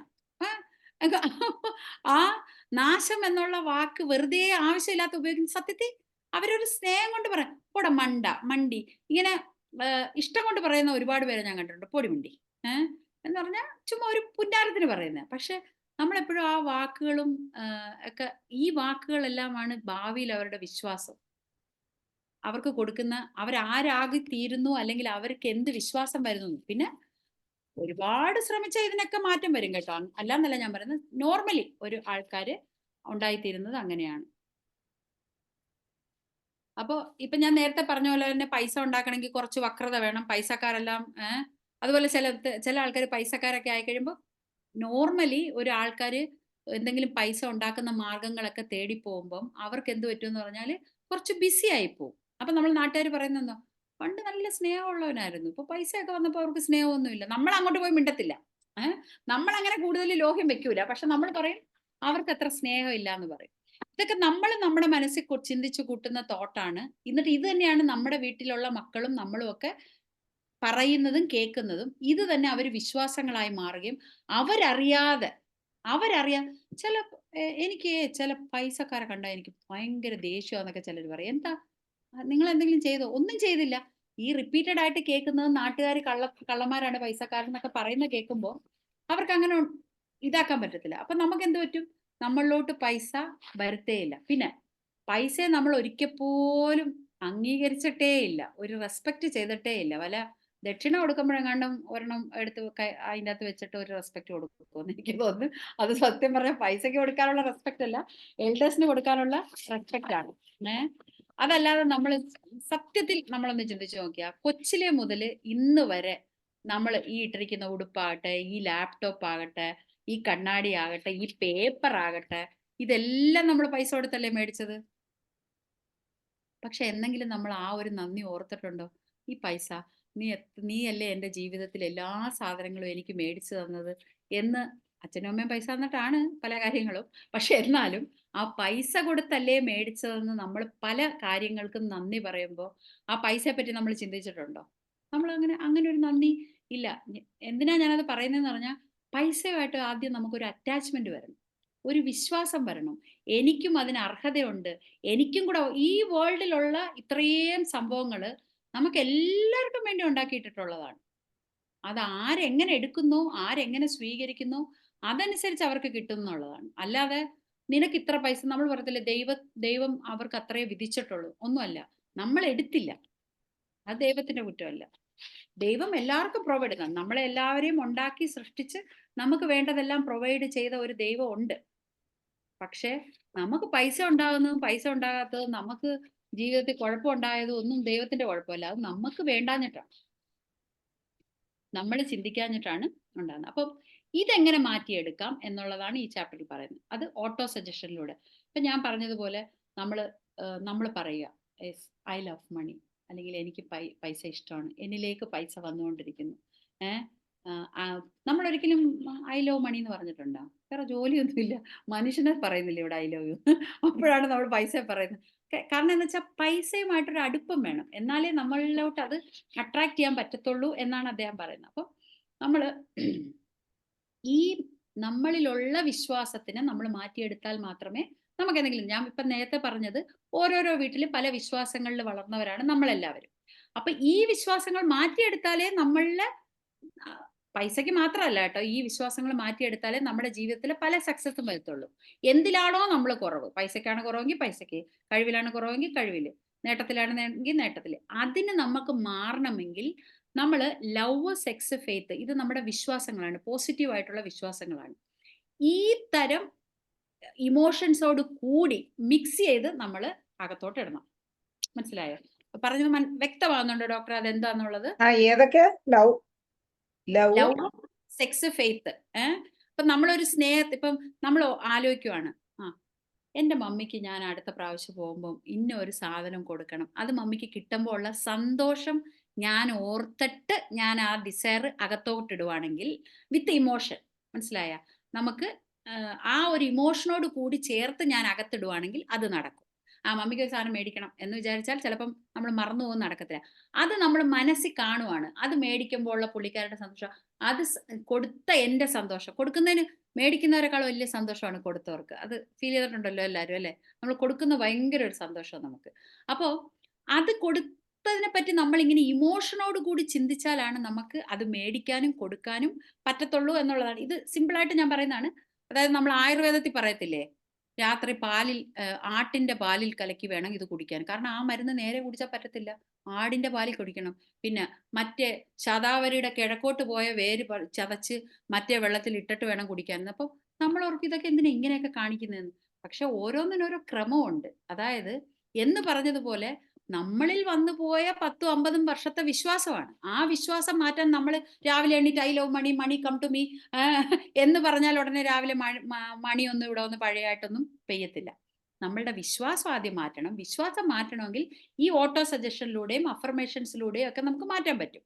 ഈ ഓട്ടോ സജഷനും അഫർമേഷനും, അതായത് ദൃഢപ്രതിജ്ഞാ വാക്യങ്ങളും മറ്റ് തന്നെ പറയുന്ന വാക്യങ്ങളൊക്കെ, എനിക്ക് പൈസ ഇഷ്ടമാണ്, പൈസ എന്നിലേക്ക് വന്നുകൊണ്ടിരിക്കുന്നു എന്നൊക്കെ പറഞ്ഞാൽ ഇങ്ങനെ വെറുതെ പറഞ്ഞാൽ പറ്റത്തില്ല. ഒരു ഇമോഷനോട് കൂടി നമ്മൾ അകത്തിടണം. ഇപ്പൊ ഞാൻ പറഞ്ഞല്ലോ, വീട് വേണം. വീടിന്റെ കുറെ എല്ലാ എക്സാമ്പിളും ഞാൻ പറഞ്ഞിട്ടുള്ള. എന്നാലും ആ വീട്ടിലിങ്ങനെ കയറി താമസിക്കുക, അതിന് ഹൗസ് വാമിങ്ങിന് വന്ന ആൾക്കാരെല്ലാം പറയും സൂപ്പർ ആയിട്ടുണ്ട് കേട്ടോ, നന്നായിരിക്കുന്നു എന്ന് പറയുമ്പോൾ നമ്മുടെ ആ നിർവൃതി അങ്ങോട്ട് അനുഭവിക്കുക. അങ്ങനെ വേണം ഡിസയർ അകത്തോട്ടിടാൻ. ഇമോഷണലി മിക്സ് ചെയ്തിട്ടില്ലെങ്കിൽ നമ്മൾ അത് ആക്ട് ചെയ്യത്തില്ല. നമ്മൾ വെറും ഡിസയർ ആയിട്ടിട്ടാൽ നമുക്ക് ആക്ട് ചെയ്യാൻ പറ്റത്തില്ല. അപ്പൊ അതുകൊണ്ട് നമ്മൾ എന്താ വേണമെന്ന് പറഞ്ഞാൽ, പൈസ വേണമെന്നും പൈസയെ സ്നേഹിക്കുകയും പൈസ ഉള്ളവരെ സ്നേഹിക്കുകയും ഉണ്ടാക്കിയവരെ അപ്രീഷിയേറ്റ് ചെയ്യുന്ന നല്ലവനാണ് അവൻ. പൈസ ഉണ്ടാക്കി, അതുകൊണ്ട് അവന് നല്ല കാര്യങ്ങൾ ചെയ്യാൻ പറ്റുന്നുണ്ട്. അല്ലാതെ നമ്മളൊരാൾ നല്ല, അയാൾക്ക് എന്താ ചെയ്യാം, അയാൾക്ക് പൈസ ഉണ്ടല്ലോ, ഇങ്ങനെയാ നമ്മളെല്ലാരും പറയുന്നത്. അങ്ങനെയാ. പുള്ളി ചെയ്യാൻ സമയം കുറഞ്ഞു, ഇനി 5 മിനിറ്റേ ഉള്ളേ. ഓക്കെ, അപ്പൊ ഞാൻ ഇപ്പൊ തേർഡ് ചാപ്റ്ററും കൂടെ തീർത്തെന്ന് വെച്ചിരിക്കുന്നത് കേട്ടോ. അപ്പൊ വിശ്വാസം, ഓട്ടോ സജഷൻ, ഇമോഷൻ, റിപ്പീറ്റേഷൻ, ഇതും കൂടെ ഉണ്ട്. അപ്പൊ നമ്മള് വിശ്വാസം മാറ്റണം. ഞാൻ പറഞ്ഞില്ലേ, ഇപ്പൊ എന്റെ വിശ്വാസം മാറി, സത്യഭാമയാണ് കറക്റ്റ് എന്ന് എനിക്ക് മനസ്സിലായി. എന്ന് പറഞ്ഞതുപോലെ വിശ്വാസം മാറണം. അപ്പോ പിന്നെ അത് ഇമോഷനോട് കൂടി ഇടണം. എന്താണ് വേണ്ടതെന്ന് വെച്ചാൽ ഇമോഷൻ മിക്സ് ചെയ്ത് പാല് കലർത്തി ഇടുന്ന പോലെ ഇടണം. പിന്നെ ഓട്ടോ സജഷൻ, ഇതെങ്ങനെ ഇട്ടച്ച് വെറുതെ ഇരുന്നാല് ചെടി നട്ടിട്ട് വെള്ളം ഒഴിക്കാത്ത പോലെയാ. വീണ്ടും വീണ്ടും നമ്മൾ റിപ്പീറ്റഡ് ആയിട്ട് അഫർമേഷനും ഓട്ടോ സജഷനും കൊടുക്കണം. അത് രാത്രി ഉറങ്ങുന്നതിന് മുമ്പും രാവിലെയും കൂടെ ആയെങ്കിൽ പക്ക നമ്മുടെ കാര്യങ്ങളെല്ലാം ഇങ്ങനെ സാധിക്കും. നമുക്ക് പറ്റുമെന്ന് ആദ്യം നമ്മൾ വിശ്വസിക്കണം. അപ്പൊ എല്ലാവർക്കും എല്ലാം പറ്റട്ടെ എന്ന് വിഷ് ചെയ്യുന്നു. Bye bye. ഇന്ന് പിന്നെ ഇതില് സംശയമൊന്നും ആർക്കും കാണൂലെന്ന് വിചാരിച്ചാണ് 5 മിനിറ്റ് മതിയെന്ന് വിചാരിച്ചത്.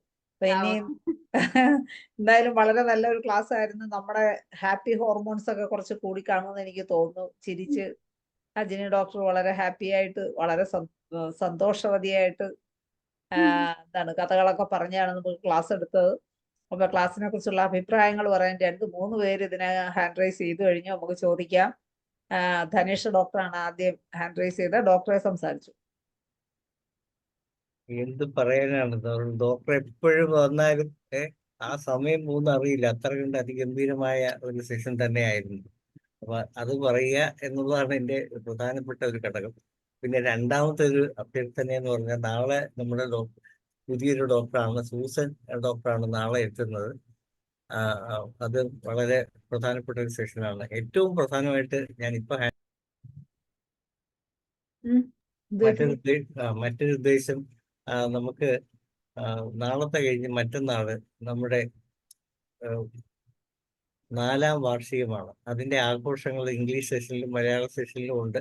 അതിന്റെ ഭാഗമായിട്ട് മലയാളത്തിൽ നമ്മുടെ പ്രോഗ്രാം ഉദ്ഘാടനം ചെയ്യുന്നത് നമ്മുടെ കാർഷിക മന്ത്രിയാണ്, ശ്രീ പി പ്രസാദ്. അദ്ദേഹം വരുമ്പോൾ എനിക്കൊരു അഭ്യർത്ഥന എല്ലാവരോടും ഉള്ളത്, ഒരു ദിവസത്തേക്ക് എല്ലാവരും വീഡിയോ തുടക്കം മുതൽ ഒന്ന് ഓണാക്കി വെക്കണം. കാരണം ഒരു മന്ത്രിയൊക്കെ വന്ന് സംസാരിക്കുമ്പോൾ കൂടുതൽ പേരുണ്ടെന്ന് തോന്നാനെങ്കിലും അദ്ദേഹത്തിന് ഒരു സന്തോഷം കിട്ടാനും നമുക്ക് കൂടുതൽ ഇൻസ്പിറേഷൻ കിട്ടാനും എല്ലാവരും ഒന്ന് തയ്യാറായിരിക്കണം. പറ്റുന്ന എല്ലാവരും പറയുന്നത് ഞങ്ങള് വീട്ടിലെ ഡ്രസ്സിലൊക്കെ ആയിരിക്കും. അതുകൊണ്ട് ദയവായി എല്ലാവരും ഒന്ന് വീഡിയോ ഓണാക്കി തന്നെ അന്നത്തെ സെഷനിൽ അദ്ദേഹത്തിന്റെ ഉദ്ഘാടനം തീരുന്നവരെങ്കിലും ഇരിക്കണമെന്നൊരു അഭ്യർത്ഥന കൂടി നടത്തണം. നാളെയും ഇതേ കാര്യം മോഡറേറ്റർമാരെ ഓർമ്മിപ്പിക്കണം എന്നുകൂടെ അഭ്യർത്ഥിക്കുകയാണ്. ഓക്കെ, നന്ദി ധനേഷ് ഡോക്ടറെ. അടുത്ത് ജയചന്ദ്ര ഡോക്ടറെ ക്ഷണിക്കുകയാണ്. പറഞ്ഞോളൂ ജയചന്ദ്ര ഡോക്ടറെ. അൺമ്യൂട്ട് ചെയ്ത ഡോക്ടറെ. അജിനി ഡോക്ടറെ വളരെ വളരെ ഹൃദ്യമായിരുന്നു. ഒരു ഉത്സവ പന്തലിൽ പോയി ഒരു കഥാപ്രസംഗം കേട്ട പ്രതീതിയായിരുന്നു. കാര്യം നിസ്സാരമാണെങ്കിലും അതെ അതെ അതെ കാര്യം നിസ്സാരമാണെങ്കിലും നമ്മള് ഡോക്ടർ വേണുഗോപാൽ റെഡ്ഡിയാർ സാറ് പറയും പോലെ വളരെ ഹൃദ്യമായി നമുക്കൊക്കെ നല്ല തമാശ രൂപേണ ഒരു ക്ലാസ് അവതരിപ്പിച്ചതിൽ വളരെ സന്തോഷമുണ്ട്. വളരെ നന്നായിരുന്നു. അതിൽ നിന്ന് നമുക്ക് പലതും ഗ്രഹിക്കാനും ഉണ്ടായിരുന്നു. ഇതുപോലെയുള്ള വിശേഷങ്ങളുമായിട്ട് ഇനിയും വരണം എന്ന് പ്രതീക്ഷിക്കുന്നു. Thank you doctor. Thank you. Okay, നന്ദി ജയചന്ദ്ര ഡോക്ടറെ. അടുത്ത് സലീം കുമാർ ഡോക്ടറെ ക്ഷണിക്കുകയാണ്.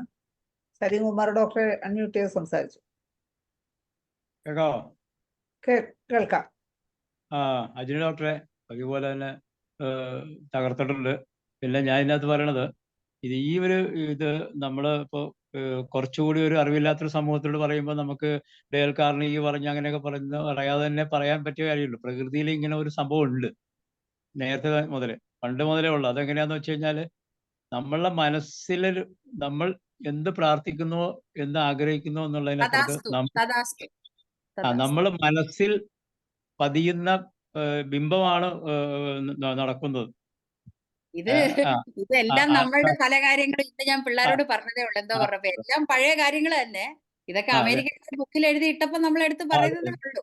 അപ്പൊ അങ്ങനെ നമ്മളത് മനസ്സിലാക്കേണ്ടത് മനുഷ്യരെ മാറ്റി മൃഗങ്ങളെ നോക്കുക. ഇവിടെ ഒരു മൃഗവും അതിനെ ഇരയെ കിട്ടാതെ പട്ടിണികളൊന്നും മരിക്കണമെന്നില്ല. ഞാനത് സിമ്പിളായിട്ട് ആലോചിക്കുന്നത്, എറണാകുളം ടൗണിലുള്ള മെഡിക്കൽ ട്രസ്റ്റ് ഹോസ്പിറ്റൽ തൊട്ടടുത്തുള്ള എൻ്റെ ഒരു വലിയ ആളുടെ വീടിന്റെ മുകളില് അച്ചിങ്ങ തിന്നാൻ വേണ്ടി തത്ത വരുന്നു. ഈ മെഡിക്കൽ ട്രസ്റ്റ് പോലെയുള്ള ആ ഏരിയയിലോട്ട് തത്ത പറന്നു വരേണ്ട കാര്യം സാധാരണക്കില്ല. അപ്പൊ തത്തയ്ക്ക് വിശക്കുമ്പോൾ അതിന്റെ മനസ്സിൽ രൂപപ്പെടുന്ന ഇമേജ് ഇന്നോടത്തുണ്ടെന്ന് അതിന് പ്രകൃതി ഇൻഫർമേഷൻ കൊടുക്കണം. അപ്പൊ ഈ രീതിയിലാണ് പ്രകൃതിയിലൊരു സാധനം. അപ്പൊ നമ്മൾ അന്വേഷിക്കുന്നതിലേക്ക് നമ്മൾ ചെന്നെത്താൻ പ്രകൃതി അതിനെ തന്നെ നമ്മൾ ഈശ്വരൻ എന്നൊക്കെ വിളിക്കുന്നു, അങ്ങോട്ട് നമ്മൾ നയിക്കുന്നുണ്ട് ഓട്ടോമാറ്റിക്കായിട്ട്. പക്ഷെ നമുക്കറിയില്ല. പലപ്പോഴും നമ്മൾ അതിനെ നെഗറ്റീവായിട്ട് പറയും. എന്നെ പാമ്പ് കടിക്കല്ലേ എന്ന് പറഞ്ഞ പാമ്പ് കടിച്ചിരിക്കും. കാര്യം പാമ്പ് കടിക്കുന്നതായിട്ട് ഇമേജ് വന്നാൽ പാമ്പ് കടിച്ചിരിക്കും. പ്രാർത്ഥിച്ചത് പാമ്പ് കടിക്കല്ലേ. ഇപ്പൊ നമ്മൾ ഈ ഓട്ടോ സജഷന്റെ കാര്യം പറയുമ്പോഴേ പഴയ ആൾക്കാർ, ഇപ്പൊ എന്റെ ഡാഡിയൊക്കെ പറയും, സാധനം തീർന്നു എന്ന് പറയണ്ട കേട്ടോ, മേടിക്കണം എന്ന് പറഞ്ഞാൽ മതി എന്ന്. ആ തീർന്നു എന്നുള്ളത് പോലും ഒരു അഫർമേഷൻ ആണ്. ഒരു വീണ്ടും പറയുമ്പോൾ അതൊക്കെ പഴയ ആൾക്കാർ അവര് ഇതൊന്നും പഠിച്ചിട്ടൊന്നും അല്ലല്ലോ. പണ്ടത്തെ സിസ്റ്റത്തിൽ അങ്ങനെയാണ്. അവരങ്ങനൊന്നും പറയത്തില്ല. വേണ്ടാത്ത വാക്കുകളോ വേണ്ടാത്ത ദാരിദ്ര്യങ്ങളോ ഒന്നും പ്രസന്റ് ചെയ്യൂല. അത് പഴയ സിസ്റ്റത്തിലുള്ള ആൾക്കാരല്ല. അപ്പൊ അതൊന്നും ബുക്ക് പഠിച്ചിട്ടല്ലേ, ഇതൊക്കെ ഉള്ളതാണ്. പക്ഷെ ഇന്ന് മറന്നു തുടങ്ങിയിരിക്കുന്നു എന്നുള്ളത് കൊണ്ട് ഇപ്പൊ നമ്മൾ അവരെ ഫോളോ ചെയ്യുന്നു, അത്രേ ഉള്ളൂ. ഡോക്ടർ പറഞ്ഞ കൂട്ടത്തില് ഒരു സ്റ്റോറി ഞാൻ വായിച്ചിട്ടുണ്ട്. അത് മക്ഡൊണാൾഡിന്റെ ആണോ KFC-യുടെ ആണോ? അതിന്റെ ആള് ആ ഓയിലില്ലാതെ ചിക്കൻ പൊരിക്കാൻ ഉള്ള മെത്തേഡ് കണ്ടുപിടിച്ചിട്ട് 116 ഷോപ്പുകളിൽ കയറി ഇറങ്ങി. അത് KFC-യുടെ. എന്നിട്ട് പുള്ളി എപ്പോഴാണ് പൈസക്കാരനായത്? 60 വയസ്സിലാണ് പുള്ളി പൈസക്കാരനായത്. ഒരുപാട് ഫെയിലിയറുകൾക്ക് ശേഷം.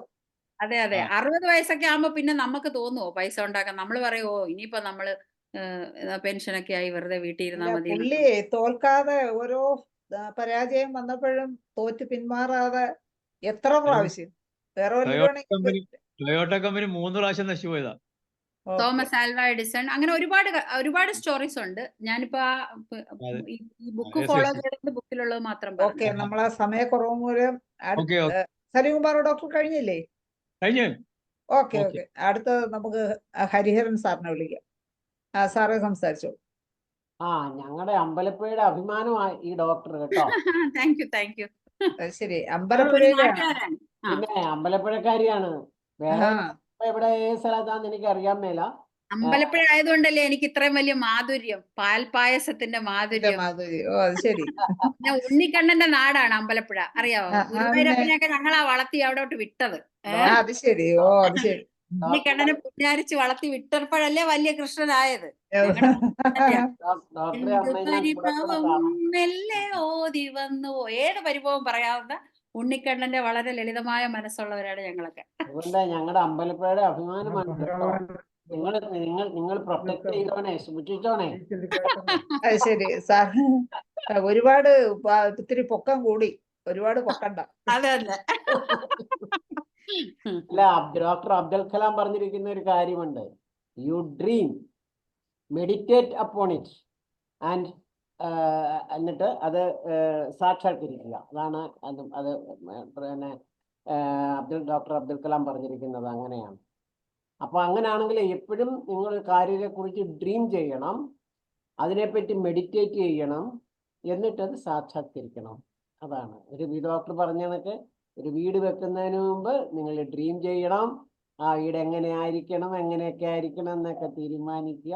പിന്നെ യു മെഡിറ്റേറ്റ് അപ്പോൺ ഇറ്റ്. അപ്പം മെഡിറ്റേറ്റ് അപ്പോൺ ഇറ്റ് എന്ന് പറയുമ്പോൾ വേറെ ഒത്തിരി കാര്യങ്ങൾ വരും, അതൊന്നും ഞാൻ ഡിസ്ക്രൈബ് ചെയ്യുന്നില്ല. എന്നിട്ട് അത് നിങ്ങൾ സാക്ഷാത്കരിക്കണം. ഡ്രീം ചെയ്യാത്ത ഒരൊറ്റയാളും വിജയിച്ചിട്ടില്ല. ഒരു ഹോമിയോ ഡോക്ടർ ആണെങ്കിൽ പോലും നിങ്ങൾ ഡ്രീം ചെയ്യണം. അതായത് പിന്നെ വിശ്വാസം ഒരു പ്രധാന ഘടകമാണ്. നമുക്ക് വിശ്വാസമില്ലാത്ത ഒരു സാധനം നമ്മൾ വേറെ ഒരാളിന് കൊടുത്താൽ ഓട്ടോമാറ്റിക്കായിട്ട് ആ ആളിനും വിശ്വാസം ഉണ്ടാവുകയില്ല, ഫലിക്കുകയുമില്ല. അതുകൊണ്ട് കൺവിൻസ് ചെയ്യണമെന്നുണ്ടെങ്കിൽ ഹോമിയോപ്പതി ഡോക്ടർക്ക് ഹോമിയോപ്പതിയിൽ വിശ്വാസം ഉണ്ടാകണം. തീർച്ചയായിട്ടും പറയാനുള്ളൂ. ഹരിഹരൻ സാറേ നന്ദി. ലതാ മനോഹരൻ ഡോക്ടർ ഉണ്ടോ? പോയോ? എനിക്ക് വേറെ ലതാ മനോഹരൻ ഡോക്ടറിനോട്, ഡോക്ടർ ജയചന്ദ്രനോടൊക്കെ ഒരു പ്രത്യേക നന്ദിയുണ്ട്. എന്താന്ന് വെച്ചാൽ ക്യാമറ ലതാ മനോഹരൻ ഡോക്ടറെ, അജിനി ഡോക്ടർക്ക് നന്ദി പറയുന്നതിന് വേണ്ടി അങ്ങോട്ട് നന്ദി. അങ്ങോട്ട് നന്ദി പറയാ. ക്യാമറ ഫുള്ള് നന്ദി പറയുന്നതിന് വേണ്ടി ഞാൻ ലതാ മനോഹരൻ ഡോക്ടറെ ക്ഷണിക്കുകയാണ്.